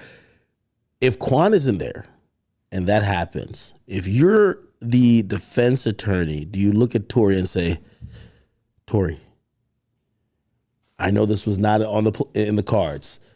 but we need you to go up there and try to hit a fucking home run. We're sending the pitcher up there. You're facing a potential 10-year sentence. You're facing potential deportation. The eyewitness just said it was the little man. And you have cards to play. You play the cards. You got to play the cards. You put Quan up, you put Tory up, and they tell it. That's interesting. Because usually the saying is you never take the stand. I mean, no. Listen, in that moment, when the eyewitness said what he said and the prosecution rested, it was incumbent on the defense to recognize that they needed to shore up their case. And the only way they could do that was Quan testifying, Tory testifying. On both, they said no. And if I was the lawyer today, with the benefit of hindsight, I would have made the video. The benefit of hindsight is important. The benefit of hindsight, I would have made the video. I knew in that moment, I didn't need hindsight in that moment. If I was the lawyer in that moment, I would tell you, as the content creator, you were in that court. I was in a room. Okay, what's the feeling inside the room? Because I could imagine, I heard about just how people reacted to Meg testifying and Kelsey kind of stuttering and not really knowing what she remembered. And I've heard like the feeling of, I could imagine how people would just on a gallery looking at someone, how they would feel when you hear one of the last witnesses say, it was a short guy with the gun waving it around. Do you feel like the breath of the air was kind of sucked out the room? Like, yo, Tory, this ain't look good. Yeah, it was sucked out of the room. And I'll take you through all the days. The first day or first day and a half, 2 days, Meg testified. This man was guilty as fuck at the end of Meg's testimony. Meg looked phenomenal, great witness. Like, people are just stuck to her. I'm glad you say that now, because I'm mad at you now. Because I was not in the courtroom, and we looked to you guys as eyes and ears. And when I listened to you, I heard a lot of hopefulness in terms of Tory's side. And that's why when the verdict came down, I was just like, how could I have heard that it was going this way? Then now I'm hearing it this way. There was enough opened up on the Meg testimony that if other people came and said stuff, you would not find it. Meg didn't put him away, but based on just what Meg said and nobody else, you would vote guilty. Okay. Kelsey came in, said stuff. So she did what she had to do. Good. She did what she did. But if it was just her, you would say guilty. Okay. Kelsey came in, and it kind of raised some questions. If you, at the end of the Kelsey testimony, you're downright confused. You have no idea what the fuck is going on. Can I ask you one question about that? I still don't know why Tory's defense team never brought up the allegations, or I think Sean Kelly and maybe another witness maybe confirmed this, that Meg and Kelsey were fighting. And if you're trying to, if I'm the defense team, I'm going to paint a picture of, hey, if a gun did, my client never fired a gun, but if a gun did go off, let's think about the incidents that happened before. Tory was not just beating on one of these women before the gun went off. He didn't just grab a gun and run to them. There was a fight between two women. And if we kind of just be reasonable, it doesn't make any sense that two women are fighting and a guy jumps in and say, let me shoot one of you, right? I would be playing off that theory. So really going off, hey, they were both drunk. Women were fighting. There was a gun. Hey, as a defense attorney, you got to talk about what your client doing. You just talk about what's going on. The women are fighting and a gun goes off. It doesn't make sense that the guy runs and gets the gun to shoot a woman. Why do they never really Kelsey doesn't acknowledge, at least from what I've seen, she doesn't acknowledge that she was fighting with Meg. No, Meg never says, I was fighting her, I was beating her up, or she was beating me up. And that's why you had hope for Tory, because Meg does not acknowledge the fight. Kelsey does not acknowledge the fight. Robert Kelly says that I was in my bedroom window, they were right there, it was the two women fighting. So Kelly says that on the cross-examination of the defense, and all of a sudden, heaven's gates have opened up. It's there. It's right there for Tory to walk through. But on redirect, the prosecution gets him to then say that after he said that it was the two women fighting, the guy came to break it up, the gun went off, and it was the woman who was closest to the muzzle flash. He said that. It was beautiful for Tory. Let me ask you a question. Was this all in the same day, or did they break? They broke They broke after the cross. They come back on redirect, and the prosecutor gets him to say the piece about Tory waving in the arms. But at that moment, it was easy. Quan, oh, it's looking good. It wasn't looking good. At that moment, you're fucked. But if you're playing out the cards, right, as lawyers, we have to we don't care about what happened. It's enough reasonable doubt where, like, did Tory really do it? What makes a good lawyer act is that you're in the middle of the fucking ocean. What does that mean? You're in the middle of the ocean, bro. You don't see nothing but water. And there's waves and God knows what in that water. But you know where the fucking shore is. And you know what to do to get to that shore. And even if I don't see it, even if there's stuff fucking me up, I know how to get to the shore.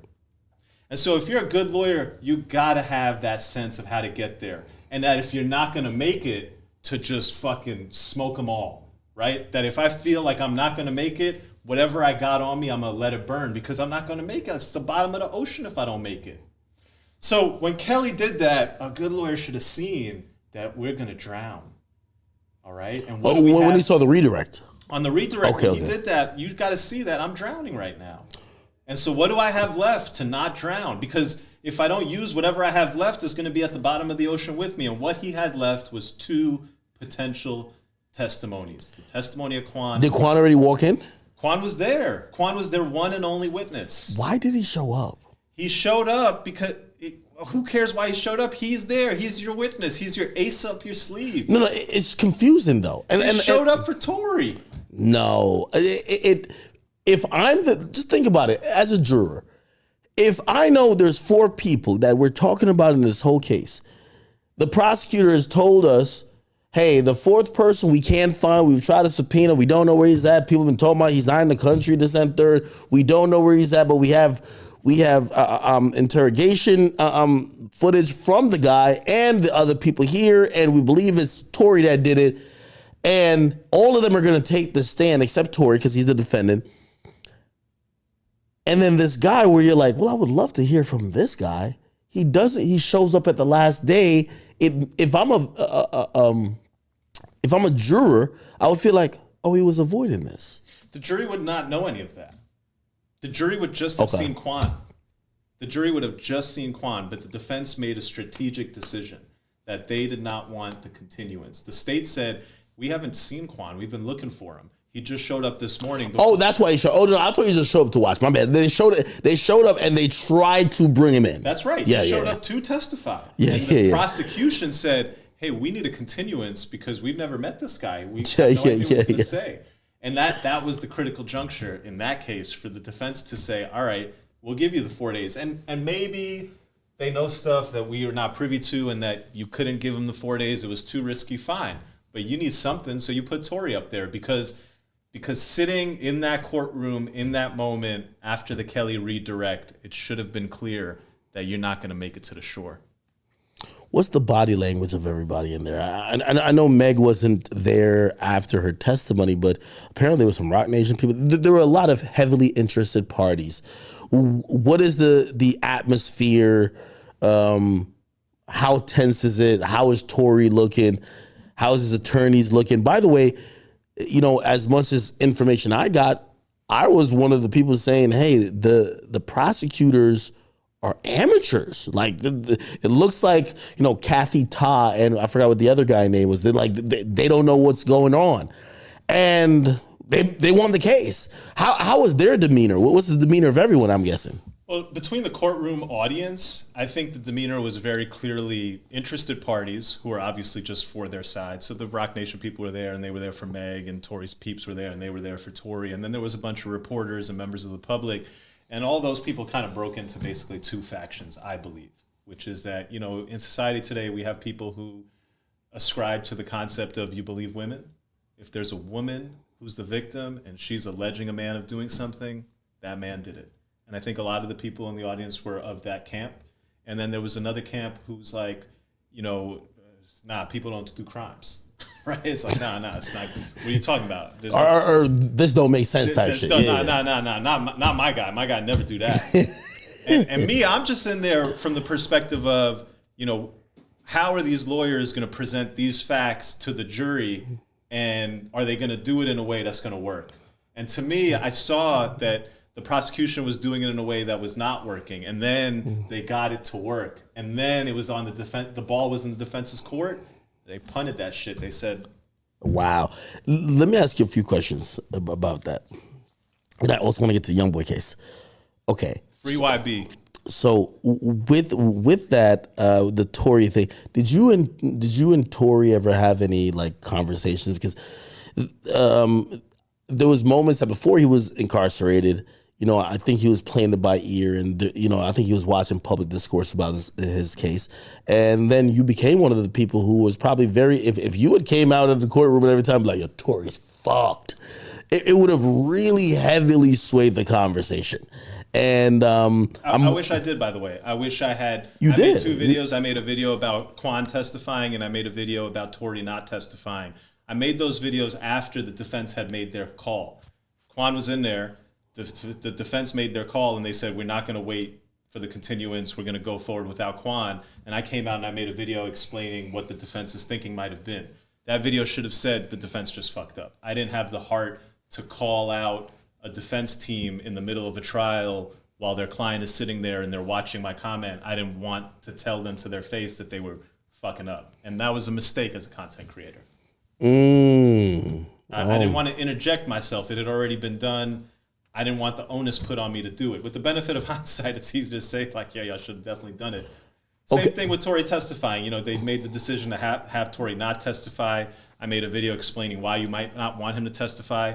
But, you know, in the bottom of my heart, I knew, I was like, oh, should have had him testify. Hey, so this is, you know, obviously, Tory's my guy, too. You know, I spoke to Tory maybe a couple of days ago, or no, maybe a week ago. But I will tell you this.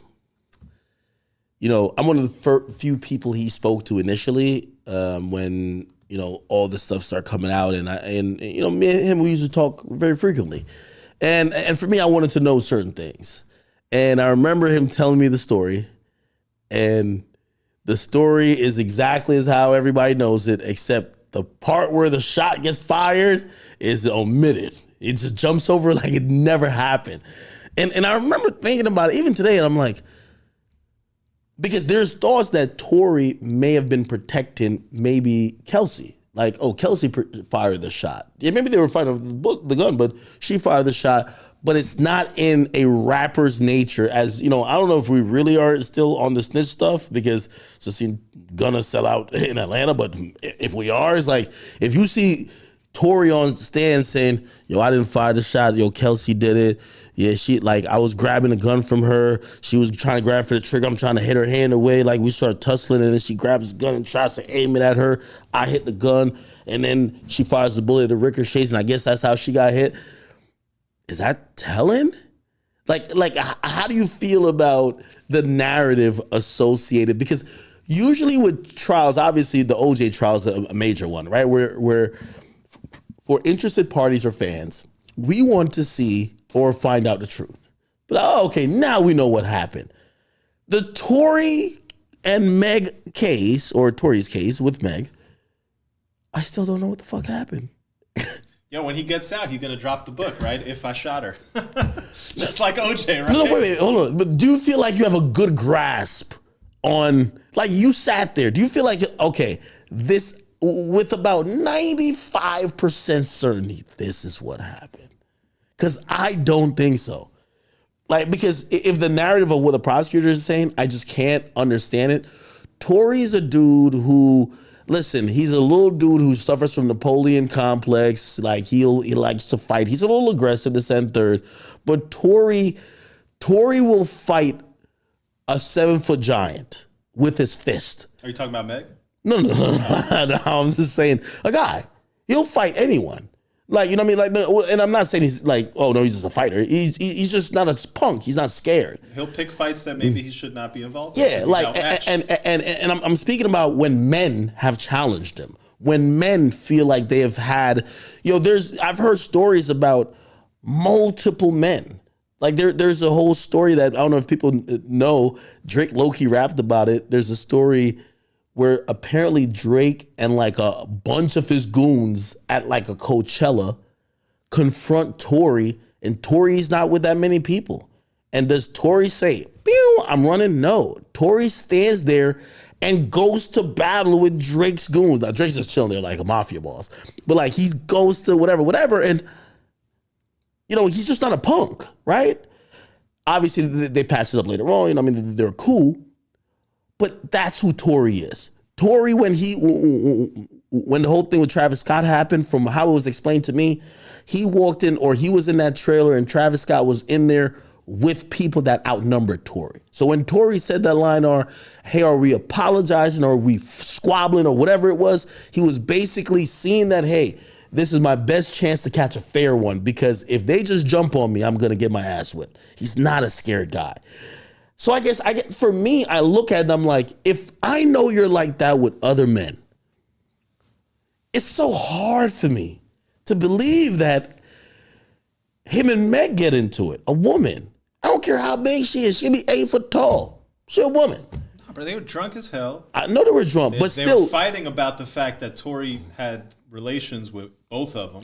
But getting a gun, it seems so asimine. Oh, yeah, I don't know how the gun came in. And that's why I can't understand this entire thing, right?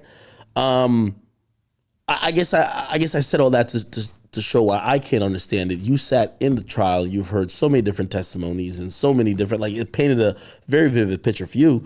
Do you feel like you have a good understanding, whether you believe it or not, of what happened? I feel like I have a good understanding that if that was me with somebody who, if I was in that car that night, I would have kept it in that car that night. And that would have been the end of it. What does that mean? That you know, what happens in Vegas stays in Vegas. And look, when women are abused, they need to speak out the moment the abuse comes, right? You can't silence women and have them not talk. At the same time, when people are culpable, right? If I pick a fight with you, right? If I put my hands on you and it turns into a scuffle or an ordeal, I have an obligation to not go telling one-sided stories. If I get shot or hit really bad in the course of a fight and I tell the cops and I bring charges, I have an obligation to say that I was fighting too. And in this case, I just wonder whether the whole truth was told by all of the witnesses. And I did not feel, I absolutely did not feel that people were telling the absolute truth as they knew it. I felt like people were answering questions with an eye toward how they looked and not necessarily with an eye towards the truth. And I think that's a betrayal of human relationships. Do you believe that? Because I could see a couple feminists watching this right now, and hi to y'all. I've heard from y'all, and you know what they're gonna say? Well, who cares if Meg was putting her hands on people? That doesn't warrant her to be shot. That doesn't warrant her to be abused, not by a man. I would agree that with is that. going to be the argument. I would agree with that, but I heard Meg Thee Stallion say that she did no such thing, and I heard Robert Kelly say that the two women and a male were all involved in a violent fight. And neither Kelsey nor Megan acknowledged that, and I don't have any reason to believe that Robert Kelly was lying. Yeah, very interesting situation. We'll see what happens on appeal. Tory's waiting for a whole bunch of stuff. He, just like I could imagine now, Jeffrey Williams believes that maybe the judge leans on the sides of the prosecutor because, you know, they were asking that judge to recuse himself as well, and that judge declined, right? And clearly that's what happened in Young Thug's case. That Tory situation is just so crazy. You know, I communicate with his people, and I see they're fighting for him, man. They're fighting for him. It's going to turn into a whole thing. We'll see how that turns out. By the way, I don't know if you are political, but we saw some explosive news that kind of came to light, which is literally a future possible presidential candidate. Well, he's a presidential candidate now. He's now a felon. Donald Trump got convicted on, I believe, 34 counts. Every single one. On every one, right? Every one.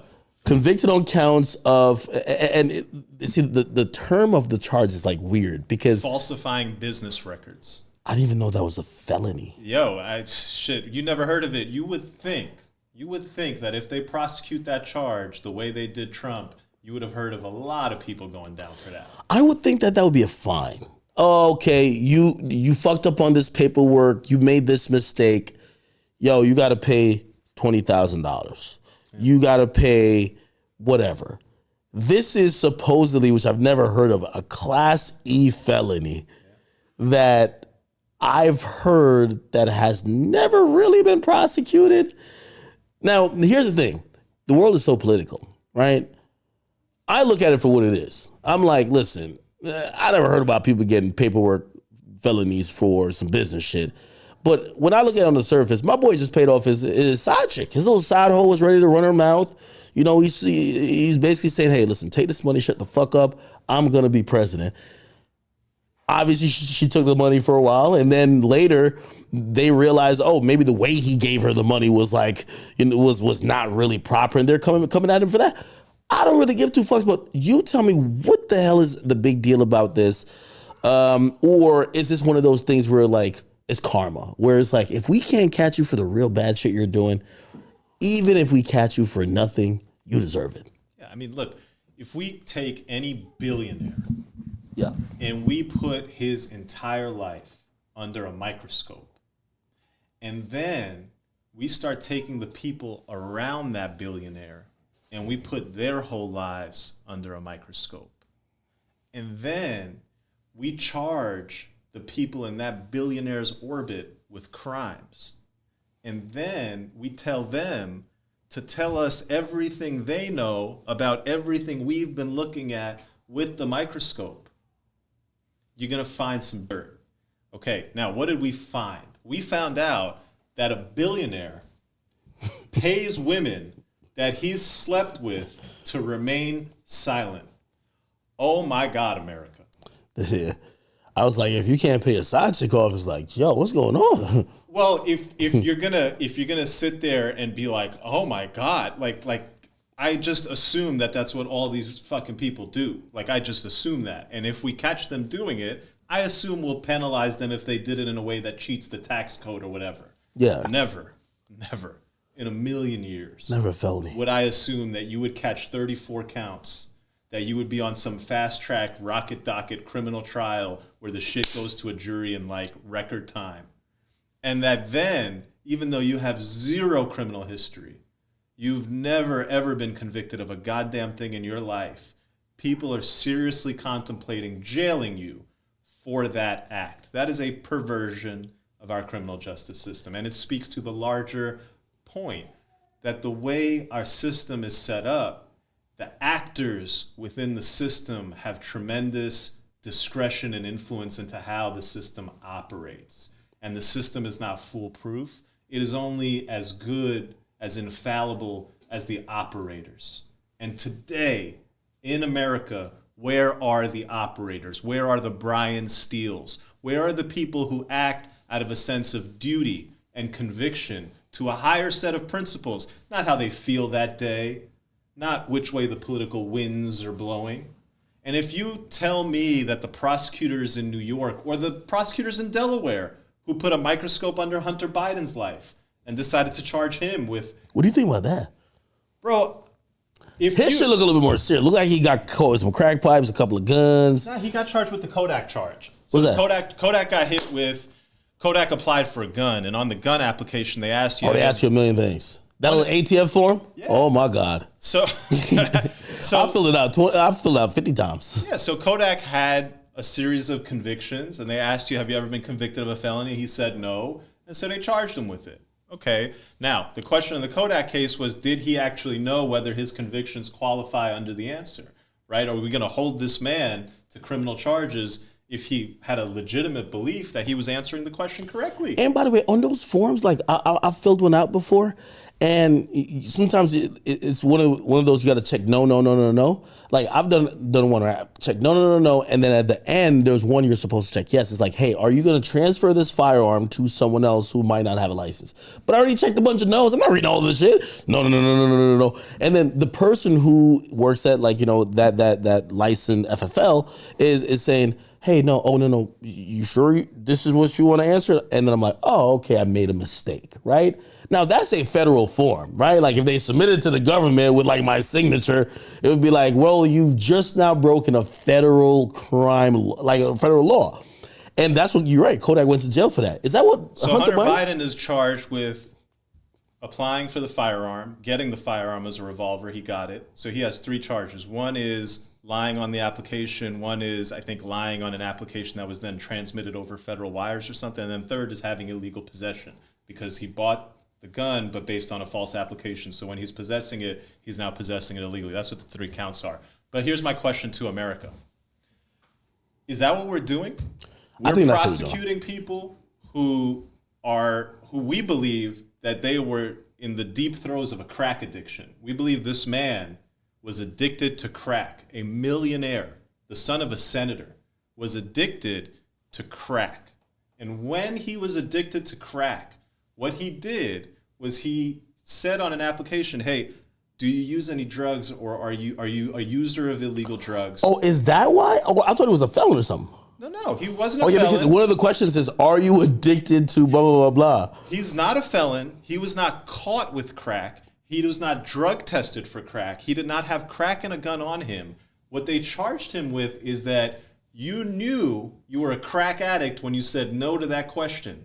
Which is like, bro, maybe he thought he wasn't a crack addict. Yeah, like y'all never seen a crackhead say, yo, I'm a crackhead. Or even then, he's a fucking crackhead. You can like put him in rehab. Yeah. But how does that that's one of the most ridiculous questions on there, because you have to do this you're administering this self-awareness thing of you admitting you're admitting your addictions. And I'm not too big on knowing the process of addictions. But I think a lot of it is people not deny or not admitting they have an addiction. Yeah, bro. So it's like that's criminalizing that now. And I'm not saying crack is good. I'm not saying answering no on that application is good. I am questioning, though, when the resources of the federal government, when the resources of the United States Attorney's Office are just laser focused on bringing to justice that man. Because I ask the American public, how much energy should we be putting in to that dude getting a revolver and not disclosing that he uses crack? Is that like a safety issue for us? You guys worried about Hunter Biden murdering people? Or is the concern really that the operators of our system look at Hunter Biden and go, oh, is that a Biden? They going after Trump? We're going to go after a Biden. And where does that end? Where does that tit for tat bring you, America? Oh, no. I definitely think we're in Hunger Game politics now. That's it. Which means, hey, listen, if you don't win, you dead. Like, you're going to jail. Here's the scary part. You asked me this earlier. Mo, what was the end goal? Why are you making these videos? You making any money? Yeah. Why are we in Hunger Game politics? What's going on at the political level? How much money do people make based on what our politicians do? Because if there's not tremendous amount of money changing hands based on shifts in political winds, would anyone give a fuck? Y'all think this shit is about abortion? Y'all think this shit is about immigrants? Those are the things that they talk about to divide us. What this shit is about is that when one set of people is in power, there are groups that benefit financially. And so they press and they push to have their people there. And the rest of us, we're not even a part of it. We're just fucking accessories. We're window dressing on the real game that's going on, which is that the American government and American business are one and the same. And the greatest trick America ever pulled is convincing the world that we are anything but everybody else. Oh, Russia's some oligarchy. The Arabs are just a bunch of sheiks. The Chinese are just a bunch of fucking the Communist Party oppressing their people. Who are we? We're freedom. We're democracy. We're the place where we reward talent and merit and hard work? Or are we the place where when we feel, hey, this not good for me, I'm going to use whatever power I can and put that person in a fucking hole because I don't give a fuck. It helps me. Yeah, I definitely think that, well, for me, I have a different, the same perspective, but I'm kind of indoctrinated to it in the sense of, I also believe that, most of the infighting we see just usually between Democrats, Republicans, and black, white, or, trans, gay, straight, is really, distractions for the real shit going on. I was born in Jamaica, right? And I was born in the countryside of Jamaica. I came up here right before 9/11. And politics, at least in the country I grew up in, meant it meant life or death. Like, I'm speaking as someone who my uncle almost got killed over talking politics in the town square because other people was like, hey, you're spreading the ideology of the other side. And what gets everybody fed here is that these people are in power. I grew up in a rural town in the countryside that we didn't have phone lines in our house. We had a public phone. The town to the left of us and the town to the right of us did. Why? We didn't vote for the power for the party that won. That's how they treated the ramifications of politics. When no one could think of that over here. Like, imagine the Republicans win and they're like, oh, that's a Democrat ran, whatever. You get nothing. They get everything. So I've seen that, right? The resources, and they would have these government contracts for fixing the road, and you have a bunch of poor people. Everybody wants them. We're only giving the contracts to the people who voted for us, right? So what do you get when that happens? You get people who get really heated and realize that this is life or death. Who we vote for, who we support, have to win. What does that turn into? Turns into what we're now seeing here. Maybe that didn't happen in the United States, but you know what's happening now? The people who didn't win, they don't get to be like, oh, okay, it was just good game. That is happening now. No, that's what I'm saying. It's happening now. You don't get to be like, okay, good election. We'll try again, come up with some new policies. You die or you go to jail. You go away. And the way that we could keep winning is that the people who try to keep winning, it's like a coup. Except you try to do it in a democratic format. If you didn't win the election, you go to jail. Yeah. If you didn't win the election, you're going to never be heard from again. You're going to be fighting legal battles forever. And I think that's what we're now seeing in America. I don't know if it's always existed, but it's very clear and blatant to the average regular Joe that I think before, even if they were doing that, they were a little bit more disguised. Like now it's like, wait, you're not even going to disguise the bullshit? You're just going to do it in plain air. The emperor has no clothes. You can see them for what they are. And also to your point, we had this thought of America being the best country in the world. I mean, I still think it is, but it makes us start having these questions of, are we that much different than other people? You know what the difference is? What? In Jamaica, it actually made sense for y'all to participate in the politics because you had a direct voice. Mm-hmm. If you vote for the dude, 100%, you're going to get that benefit. 100%. Today, the American public has been excluded from the political games that are being played. True. Because we're not getting the rewards. We're not actually participating. The benefit of being affiliated with these parties, we don't even know. They don't even tell us.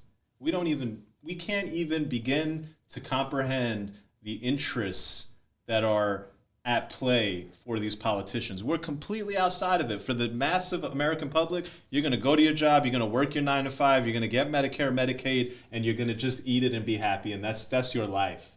Okay, but there's actually a much bigger game being played. And there are people who directly benefit just the way those Jamaican people were benefiting when those wars were happening. But today, you can't even tell me who those people are who are benefiting. You guys, we won't even understand it because they don't tell us any of it. But just look at the size of our federal government. Look at the amount of money that we give out. Trillions of dollars in defense contracts. I'll tell you a quick story. You know why we entered World War I? Tell me. Look this up. Because for the longest, I grew up in Queens. I went to public school. And I believe that we will enter World War I because we were on the side of good. There was evil on one side and we were on the side of good. Well, one strand of thought, one argument, something that scholars will put out there, is that we entered World War I for a simple financial reason. The Allies were losing very badly. England is getting their butt handed to them. France is fucked. France has been run over. And England, France, and the Allies actually had borrowed a ton of money from us because we would send them weapons and they'd say, we'll pay you when we can pay you. And so they send a letter. This was sealed back then because there was the War Secrets Act and you couldn't actually tell this. But you can see it now, and a letter comes from Europe to the Americans that says, hey, we owe you about $6 billion. And if we lose this war, we will not pay you. And if the Germans win, I don't think they're going to cover our debts. So you need to get the fuck over here because it's in your interest. And that's why we went to it. I believe that's why we went to World War I. And that never changes. The idea that people are driven by financial incentives, especially when you have outsized financial incentives.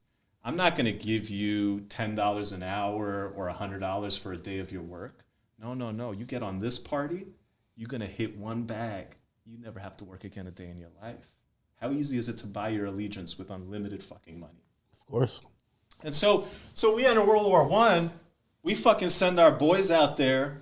They get fucking blown off the face of the earth with some of our own weapons, by the way, because the Germans, first off, we sold to the Axis powers before we joined the war. So we joined the war years later. We sold to the Ops. We've been selling to both sides. Man. So when we get there, some of our own shit is being used against us. And that history just repeats itself over and over again, where people who stand to make tremendous money from decisions will make that decision. You know, I strongly believe that members of our military service, you know, if you're an armed service member, you should have an outsized influence and say in whether or not we go to war. Today, we go to war when fucking a couple people say we're going to war because it's not even a declaration of war. The war in Iraq, nobody declared that we're going to war. It's just like, yo, I'm going. Executive order, fucking bomb them. And it's scary, man, because if we continue to go down this road, this tit for tat, tit for tat, tit for tat, every day we're losing these opportunities to actually do the work. You know, nobody wants to do the work anymore these days. Everybody just wants to ride the gravy train. But we could do the work. We got people in our communities across this country that are looking for life, for joy, for celebration. And instead of focusing our efforts on being a country, a community that provides that, look at all of our discourse. Look at all of our us versus them arguments and polarization. It's a goddamn shame, and it's all built off of this concept that the United States of America makes a shit ton of fucking money, and that money trickles down to a few people. And those people wield the power to shape conversations. They wield the power to shape where our efforts are put. And they don't give a fuck about people. All they care about is more and more and more money. We just got out of COVID. One of the most dramatic, stark, craziest events of a lifetime. Nobody in this country is ready to process what happened. You can't talk about it. You can't even start to unpack how the fuck did we act like that? And what are we going to do the next time we have a challenge in this country? I mean, you're absolutely right.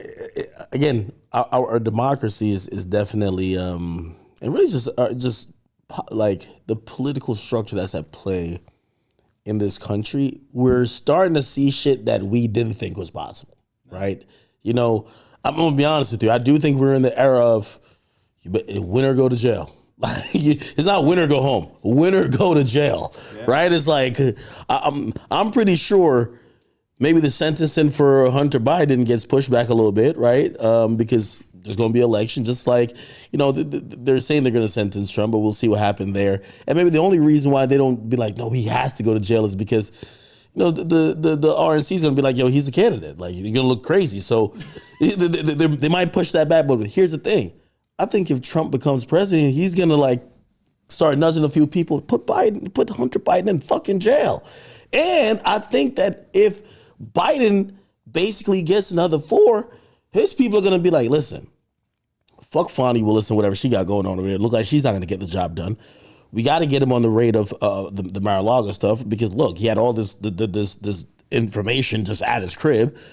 we got him here. Let's get everything together. If we can't get him to jail, which that would be just so like, that would be so crazy. You know what I mean? It's like, yo, I'm watching the YSL case. I'm like, yo, Bryan Steele is about to do as much time in jail as Gunna. Like, yo, this is crazy. They'd have he'd have Secret Service in prison. Yeah, but still, the Secret Service would have to serve. They'd have shifts, and they'd be there with them. Do you really want to live in a country like? And I think the people who hate Trump, because now we're on, I think they call it maybe identity politics. Like, people that don't like Trump, they don't give a fuck why he got convicted. They're just saying fuck him. Yeah. Right. Yeah. Rather than say, yo, hold on now. If this is going on, myself personally, whether it's Hunter Biden or Trump, if we're in a country where they're so quick to throw a former highly elected official in jail because maybe it might help the other party or whatever the case is, or they have access to grind, what chance do I stand? You know what I mean? What chance do you stand if Trump is getting treated like that? I usually thought, look at the police officers. When they do something wrong, they just kind of be like, yo, turn your body cam off and let's just try to smooth this shit over. We can't have you getting fired. What the fuck? Now it's like, and I'm not opposed to everyone getting the same treatment, but expedited trials. Let's prosecute a felony that people usually don't prosecute. It's a little concerning to me. The big concern to me is the opportunity cost. That while we spend all this time at each other's political necks, and while these people spend all this time on their vendettas, what they're not doing. We have the opportunity in America today, as the only people with access to the semiconductor chips that we have the opportunity to create a whole new world that provides for our people, that solves so many of society's problems. And essentially, what government has done on that front is, we're not going to do anything.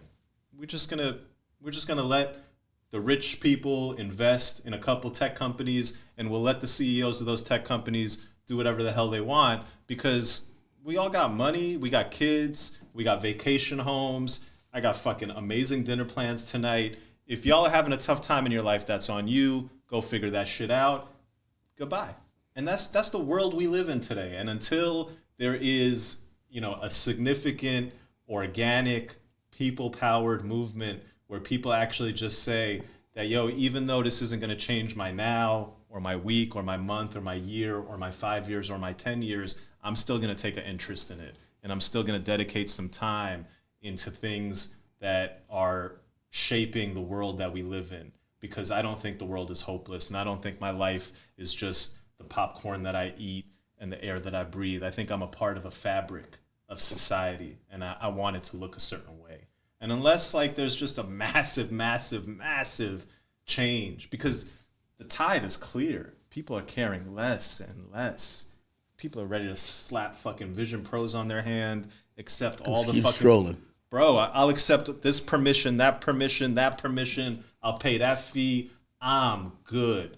We got fucking 42% THC. The Casamigos. I'm good. I'm good. And that's getting deeper. Unless somehow that changes, look, I hope we're good. I hope you're good.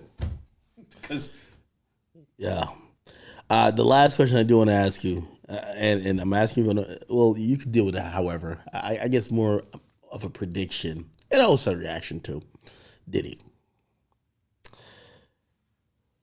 Man, if you had told me maybe a year ago that Diddy could ever be in this situation, not saying any man's above the law or not saying any man is, infallible, but to see the things that has happened and how quickly his empire has essentially fallen, and to see now he's at the place and at the juncture of coming up to, he's facing a federal indictment that could possibly put him away for life.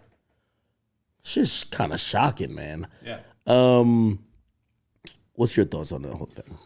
Well, so far, we just have a raid. Put aside all his civil lawsuits. We have lots of lawsuits. I don't know that those are ever going to stop. Yeah. I think he's going to have to pay a lot of people a lot of money. I think he's gonna hit the bankruptcy button at a point. I think he's got a lot of money though. I mean, Cassie got 30. I don't think anybody's gonna get as much as her. He's probably got 100, 125 laying around to pay him out. I mean, well, maybe you know other people. Historically, I mean, even like Harvey Weinstein and them guys, right? Like, what's the other guy? Did he got a lot of money? Diageo paid him. Also, none of his problems seem to have started until the Diageo shit left. I don't know. I'm wondering if there was like maybe like some inside tipster that probably was, you know, like maybe they're paying off some guy from the government, be like, hey, listen, some shit's coming down the pipeline. Get rid of this dude. They paid him $1 billion over about a 9-year period, and they were going to have to keep paying, and now they're off the hook. But they were only really upset, or not upset. They challenged the budgets that he requires. Not like so here's the thing. He's having a great relationship with them. He's having such a great relationship with them. They get new relationships. So he's on with Ciroc. This is the deal I hear he has with Ciroc. Hey, you're getting paid as a endorser, like an ambassador, which might be, hey, this is a set amount. He says, I want more skin in the game. They look at him and be like, yo, you'll never own Diageo. You'll never get a percentage. This is what we'll do, though. We'll make you a partner on flavors of Ciroc that you bring to market. So you'll get a percentage of the sales of those flavors. He said, all right, let's do it. And also you're the face of it, right? So you're pretty much responsible for all the marketing. They give them all the money. This happens for years. So all those flavors of Ciroc you see, that's because they did that deal with Diddy. Diddy gets a part of everyone he brought to market. They're all good. They're down with just throwing him the marketing money. Who knows what he does with it? He's shake that, bad boy, take this, yo, Ciroc, pour it in everybody's throat, act bad. Nobody has a problem with it. A year and a half ago or 2 years ago, they're like, he asked for the budget for the next fiscal year. They're like, no, I think we're going to go a lot less. He's like, what? The fuck are you doing? Like, then also he brings DeLeon. He brings DeLeon, and he says, all right, well, I own DeLeon, or I own half of it. It's like, hey, let's make this a new Ciroc. And their relationship changes drastically. They don't really fuck with him as much anymore. Now, we could just say maybe he's just biting off more than he could chew. He was always, like, put like this. I'm pretty sure Adidas at a certain point with Kanye was just like, buddy, you think you're too important. Get the fuck on out of here, right? Maybe that's what it is. Or maybe they were like, hey, this guy's made you guys. If they paid him $1 billion, they probably made a couple billion from him, right? I think they probably make 10, 50 times. So maybe they were like, hey, they got a tip to say, this guy is not going to be good for all the marketing greatness he's done for you. Start cutting budgets, definitely. Get out of there. They got out at the right fucking time, didn't they? Yeah, that's right. Look, I think he'll pay off any civil settlements. I think he'll have the money for that. And then the question becomes, is he going to catch a federal charge? The raid was done by HSI. It was the feds, but Homeland Security Investigations was there. Anytime HSI gets involved, you're talking sex trafficking. And Southern District of New York, they brought down Casanova, 6ix9ine, all the guys. But HSI specifically is an agency that you when you see them, you can usually bet your bottom dollar that this is going to be a sex trafficking type of situation because it involves movement across state lines. Whether they found evidence, it's been a while since we've seen the raid. Could he get charged with sex trafficking because maybe he had minors or other women being moved across state lines or out of the country? We'll see.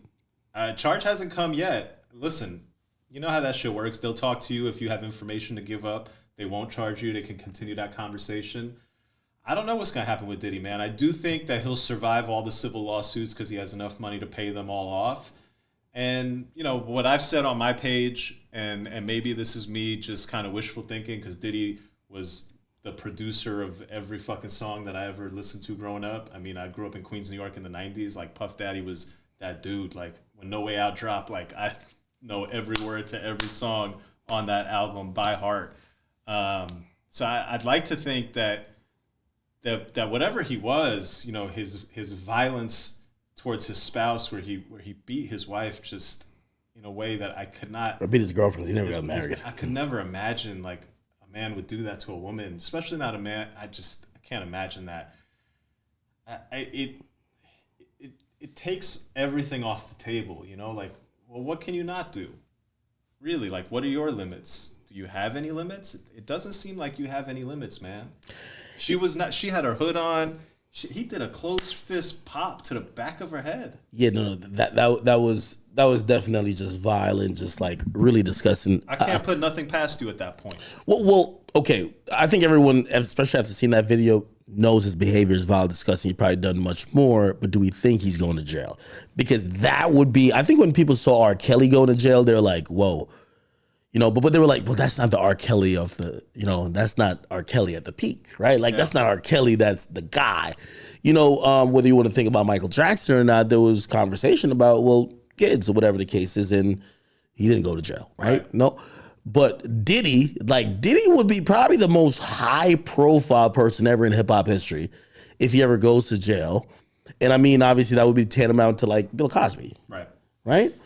I mean, the only thing that could potentially save Diddy is if that HSI investigation, if that raid was motivated entirely upon some of the allegations we've seen in the civil lawsuit. So in the Little Rod lawsuit, you'll remember Little Rod's lawyer filed a lawsuit against a lot of people. He filed a lawsuit against Lucian Grange, Universal Music. By the time Lucian Grange's lawyers were done with that lawsuit, the lawyer for Little Rod was writing letters to the court basically apologizing for naming Lucian and saying he's trying to run it back. He's like, oh, my bad. Lucian's the guy. I dropped all these charges. Lucian's the guy. Well, Lucian's lawyers made a mockery of that complaint, and they said this is complete fucking bullshit. This is not how you can file lawsuits. I should have never been named. The law's just not adding up. The allegations are not adding up. Well, I think that particular lawyer and Lil Rod himself probably got a real taste of you're flying too close to the sun. Diddy is super high.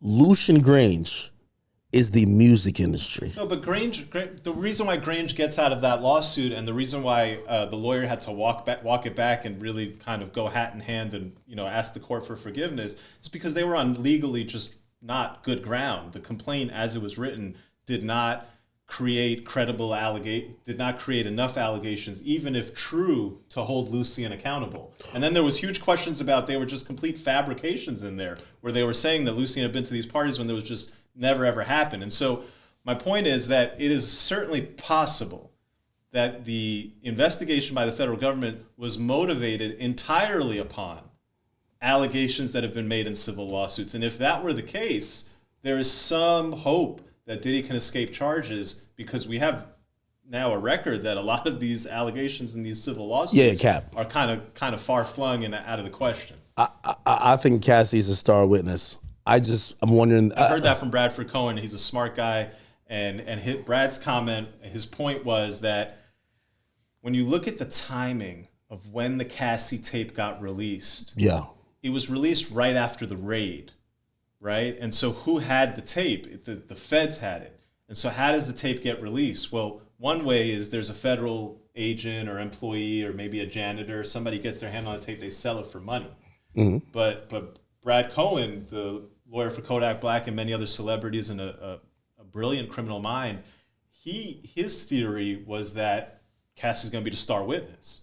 And that if Cassie's going to be the star witness, well, Cassie was also maybe involved in bringing women. She's the Ghislaine Maxwell, and again, in further cementing the fact that rather than a co-conspirator or unindicted co-conspirator, she's actually just only a victim. Right. Because, I mean, she probably is going to be an unindicted co-conspirator. I mean, if she recruited, hey, I want all the black dudes in the area with 13-inch penises. Like, yo, you procure these motherfuckers for the freak off. You know what I mean?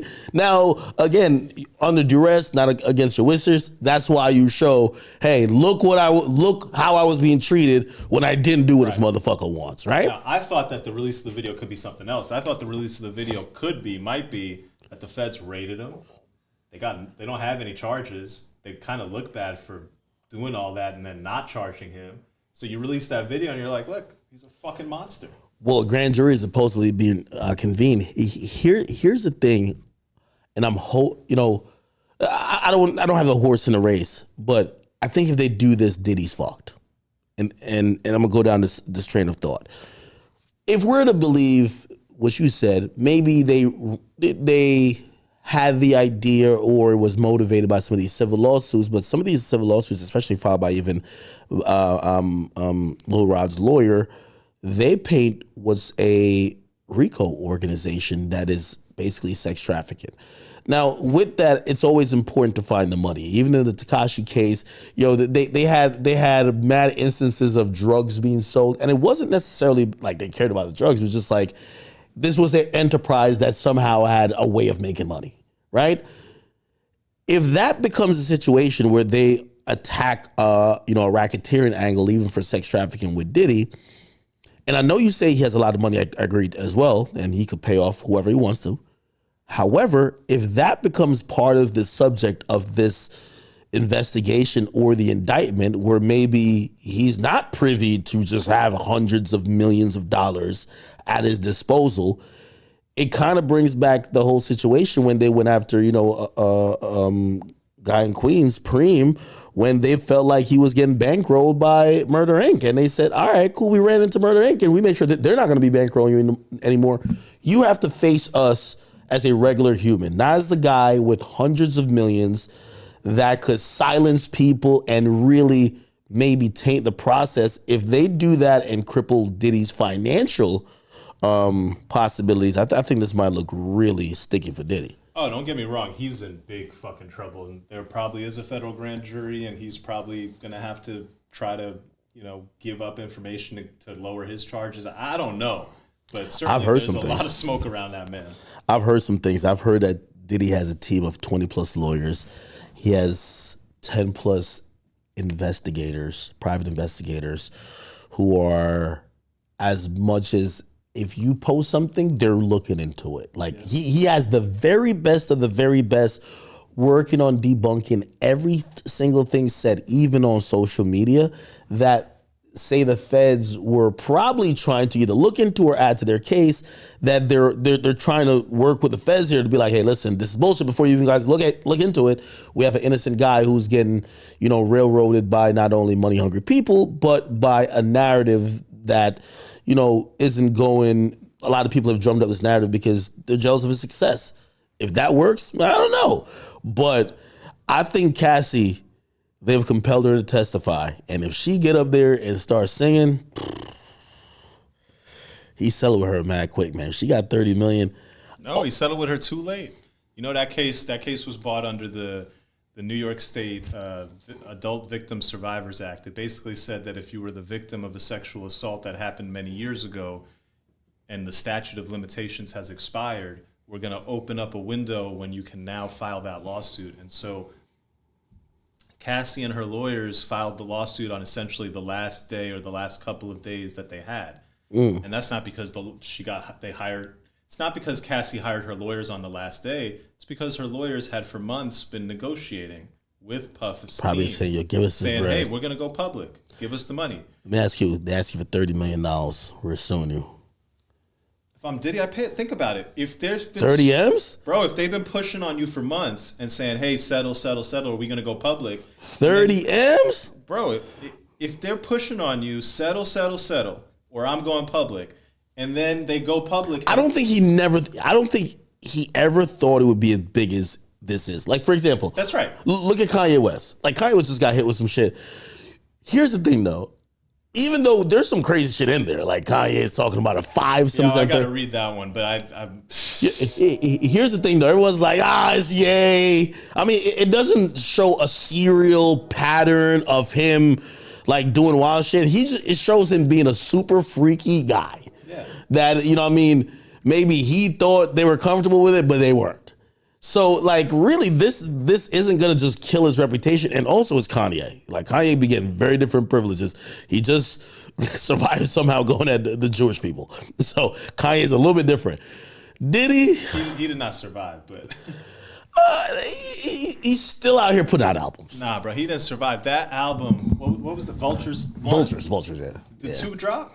Not yet, but it's coming, supposedly. Why not? And Vultures 1, it was struggling to find. Did it really do what it should have done? It went number 1, though. It went number 1, but did it do what it should have done? It was a pretty hard album. No. If he was not in the mode he was in right now, of course it would do way more. Of course, yeah. He's not at his peak, but like I think when people think canceled, is that I think you don't think that he'll still be number one, even if it's at a lower number one or a lower amount for number one.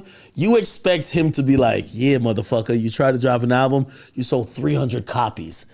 And he's kind of fighting it. Like, you know what I mean? Other guys, shit, I think people just get out of the way or just bow down. He started talking about wanting to do porn. When I heard that, I was like, man, this dude not making enough money for music. He's still chasing that. He too freaky, man. Like, if you read his lawsuit, he is freaky. Like, he was saying some stuff. He said his penis is racist. Allegations, ladies and gentlemen. No, well, that's in the complaint. He said, he said, I hate racist people and my penis is racist. That's why I beat it all the time and I want you to beat it. I was like, it's crazy. Okay. All right. So Diddy, we're saying grave trouble. There's lawsuits popping up everywhere. Everywhere. People believe. If you're trying to sue Diddy, holla. No. Would you take a case like that? If you're trying to sue a billionaire for sexual assault, I will be there with bells on in a hot minute. You not offend these people? I imagine. Okay, you meet with someone. They're telling you a BS story. Like, you kind of look into it. Like, for example, can I prove it in court? Because that's all that matters. So Bradford Cohen, he said this about Lil Rod. He said he's done civil suits, but he's really particular. He's like, this is the difference between Lil Rod's lawyer and like Cassie's lawyer. Like, Cassie's lawyer probably got offered everything that Lil Rod's lawyer got offered, but pick the ones that are going to be the sniper, right? Because you just don't want to be filing lawsuits just to file them. You want to be the guy who, all right, Diddy settles in a day. Which, by the way, he's now representing a new woman going to get the dream. And let me see, who else? There was one more lawsuit. I can't remember one. Yeah, no, it's just crazy. Oh, who else? Oh, did you hear about the, well, this is not a lawsuit and you shouldn't take this case, okay? Out of being, you're part of the media now. You can't take this case. Did you hear about the issue up at No Jumper? Nah, what happened? I heard something. I heard there was a shooting, but I didn't hear the details. Somebody posted a comment. They're like, yo, do a video on the shooting at No Jumper. I couldn't find anything about it. Okay. And I'm going off, and for anybody here, I have no horse in the race. Okay, me and Adam, we're cordial. We're not beefing, but I'm not like we're best buddies. Yeah, shout out to Adam. He showed me a lot of love. We did that.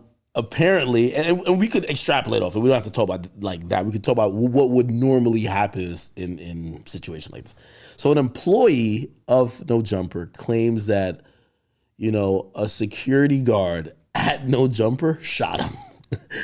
This is crazy. Like, intentionally? Like he shot him? Well, that's not clear yet. He has a security guard. You might have to shoot somebody. Yeah. So the guy is gonna. You would hope not one of the employees at the. Now, I've talked to Adam, right, and I kind of know a little bit more, but I want to keep it on the surface. Like, I don't want to really. Well, I can say this part. The dude was supposedly, jamming the gun or something like that, and maybe a bullet went off. But apparently, the dude didn't get hit. Allegedly, right? Allegedly, he didn't get hit. He said he got hit. Now it's in this weird area. So he's saying he got shot. Apparently, he went to the hospital. They said, where? We couldn't find anything. But we've heard this before with Meg. When we heard it first, the doctor's going to find it. And then they're like, no, we got the bullet fragments. So we don't know. Apparently, he's super upset. And from what I hear, he tried to offer Adam some money, or he demands some money from Adam to say, hey, if you give me this money now, by the way, he's doing this without a lawyer to this point. Give me this money now, folks. I'm good. Right? Apparently Adam's like, fuck no. Now he's at the point where he's about to sue. Is it something that, well, obviously it's a suable thing if you shoot somebody, right? That's a really interesting question. So I can't speak to California. In New York, if that dude over there shot me right now, so it'd come down to, well, I'm not at work right now, but let's say you're an employee. Yeah. All right. And there's a security guard here and I get shot by the security guard's gun. So because I work for you, I can't sue you because it's a workplace injury. What? Yeah, I got like you would think that I could sue my job if I get shot at work or if I get hurt at work. You can't sue your job. In New York, you're prohibited from filing lawsuits against your employer. You're limited to workers' compensation unless there's a death or an intentional act. So if If your employer shoots you intentionally, it's a criminal matter, obviously. Okay. So you definitely can file a Apparently it was a freak accident, but and again, so no that jumper would be claim. like a negligence lawsuit, failure to safeguard the workplace. You can't file negligence claims against your employer unless there's a death.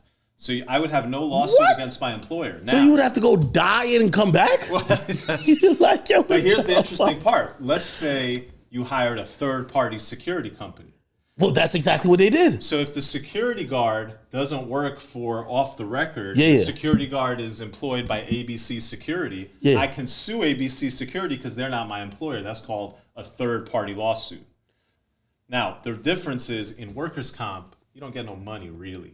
In workers' comp just pays you for any weeks you miss from work. About pain and suffering. No oh, pain my and suffering leg. in workers' comp. They gave me a leg us. Don't get hurt at work. Really? Yeah, no pain and suffering in workers' comp. Yo, I kid you not, and this happened in Jersey. My brother works at like this place with crazy people. New York only, I'm talking. He works at this place with crazy people. One day, one of these crazy motherfuckers, you know, like the hospital, the crazy hospital. Yeah. One day, one of these crazy motherfuckers, he's trying to get him to take their pills. This nigga was off some shit. He just pulled back and socked my brother in his was in his eye or his nose, broke the whole orbital socket. Yeah. My brother couldn't work for a year. They had to do reconstructive surgery, multiple stuff. He was out. I'm thinking, yo, you're finna get the bag. Got nothing. You got a year of pay and some medical bills paid. That's it. That's it. But it's fucked up. I showed up and I saw him one day and I was just like, yo, he looked like he couldn't open his eye. Yeah. He was in so much pain. I'm like, oh, the whole time I'm like, yo, all right, bro, there's gonna be 2 millionaires in the family. We go. Like, what's popping? Hell no. You know what the worst part is? We have this. He's still fighting for money. Yeah, you can't sue the crazy guy. He's not worth nothing. You could file a lawsuit against him, but it wouldn't be worth your time.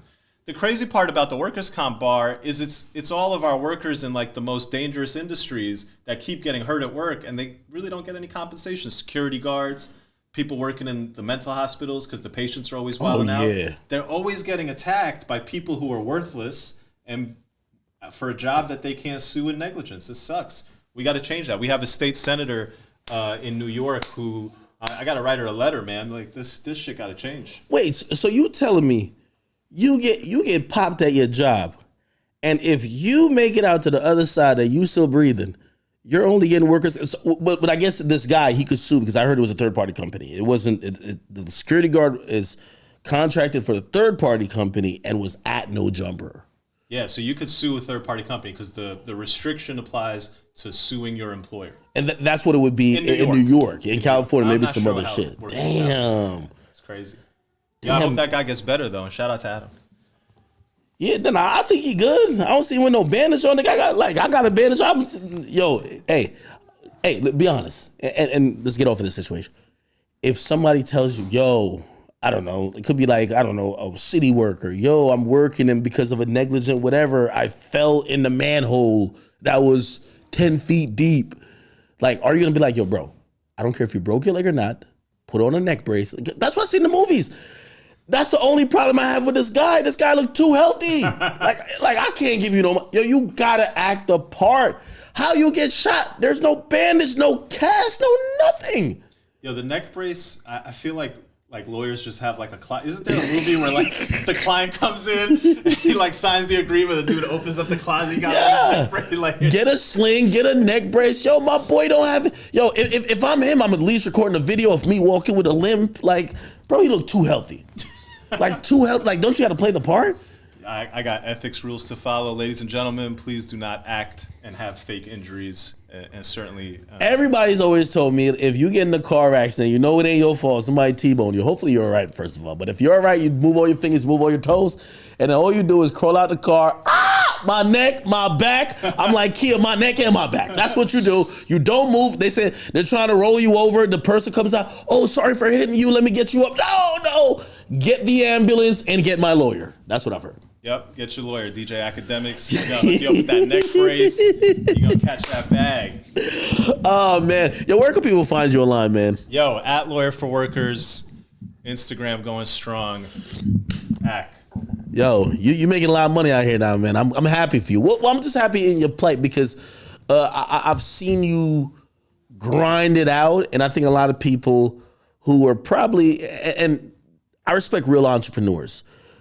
there's a lot of times during everyone's path when someone's not a real entrepreneur, they look at you and be like, what is this guy doing? And I think people said that about you a few times. They'd be like, isn't he a lawyer? Like, well, why is he over here covering this? Why is he talking about this? Shut the fuck up and watch me grind. That's sometimes you gotta tell people. That's what's up. Right? So I'm very proud of you, man. Listen, advertise your practice, advertise your Instagram, let people know, if they need to go holler at you. Injury cases, you get hurt at work, you're not getting paid right at your job. If you have some past issues where a rapper was sexually assaulting you. Yo, come on, man. Come. Yo, is that like the money grab now? Like, yo. Listen, me too. Yo, come on, man. Yo, hey, listen. If you guys aren't getting your proper overtime pay, you're getting too overworked. This is specialty, okay? Let's not get with the rapper sexual assault shit. Is too pervasive. However, if you did get shot by a rapper punched you at his show, you know what I mean? Like a rapper just beat you up just to get some clout. Good one. That could work. By the way, could you practice in other states? Say something happened in like Vermont. I'm not licensed outside of New York, but I do work with other attorneys on a case-by-case basis. I have cases in New Jersey, Pennsylvania, and we're working on one right now for Cali. Really? Yeah. Okay, so you just basically, you bring on someone else, but you still work very intimately with them. Co-counsel, yeah. Oh, dope. All right, people. Thank you guys for watching, man. It's my guy Moe right here. Listen, pretty much, he's the hip hop lawyer I watch the most. So you guys tap in with him. He's one of the few people that when something happens, I go to his page just to see his opinion. I'm glad he's tapped in, and of course, I'm glad he's doing his thing, man. Thank you for showing up, bro. Yo, thanks for having me. Peace. Peace.